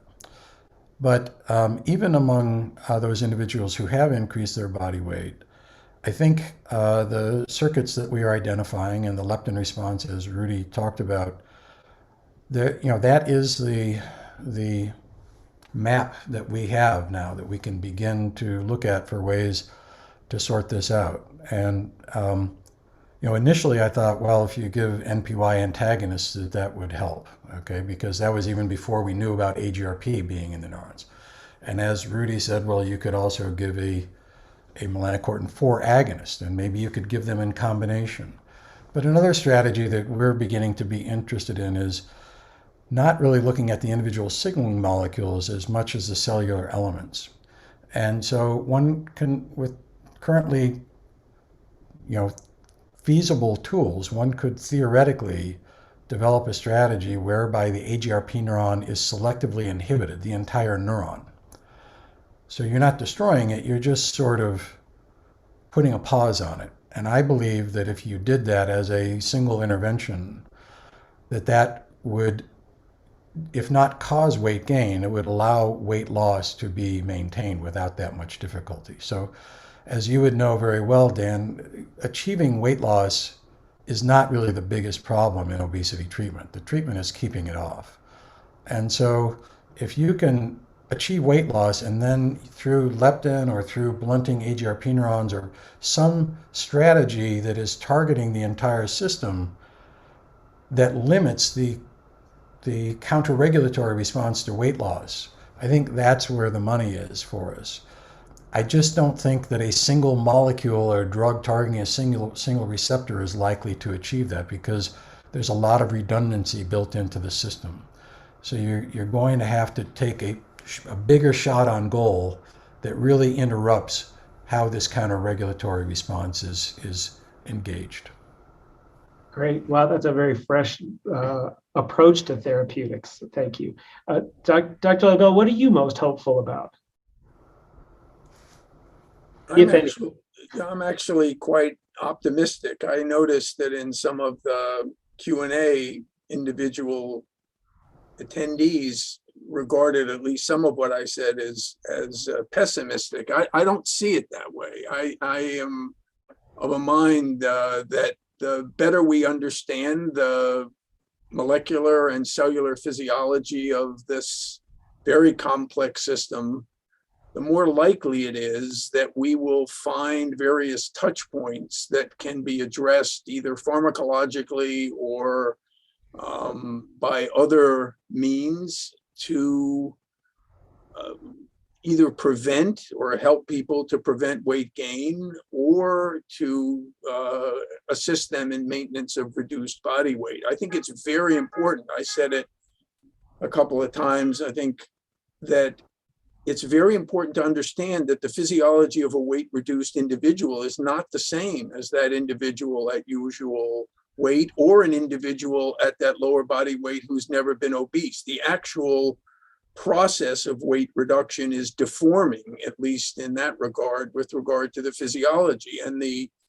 more we attend to that aspect of the physiology using some of the tools that were described in these talks, I'm quite optimistic that we'll be able to manipulate this system successfully, certainly to assist people more effectively or efficiently to maintain reduced body weight than we've done in the past, particularly if we take the emphasis off the induction of weight loss and spend more time or more emphasis on maintaining reduced body weight. As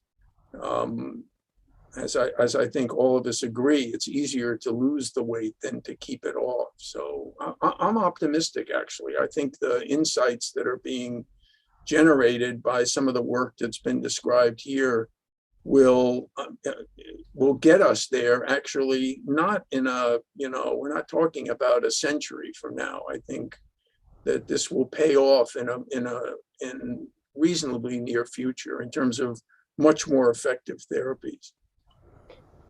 Dr. Blanco, I know you have to go. I don't know if you have any last comments for our group briefly. I mean, I'm very grateful you invited me. It's been such a fascinating meeting. And I mean, I usually don't read this literature. So for me, it was like going back to medical school, and I learned so much that, I mean, it's been fantastic. I am sorry I have to leave because I have another meeting at 5, but I wish I mean, you're making me regret having to go to the other meeting. So again, this has been fascinating, and thanks for organizing the conference. I think I've learned a lot. So thank you. Great. Thank you, Dr. Blanco.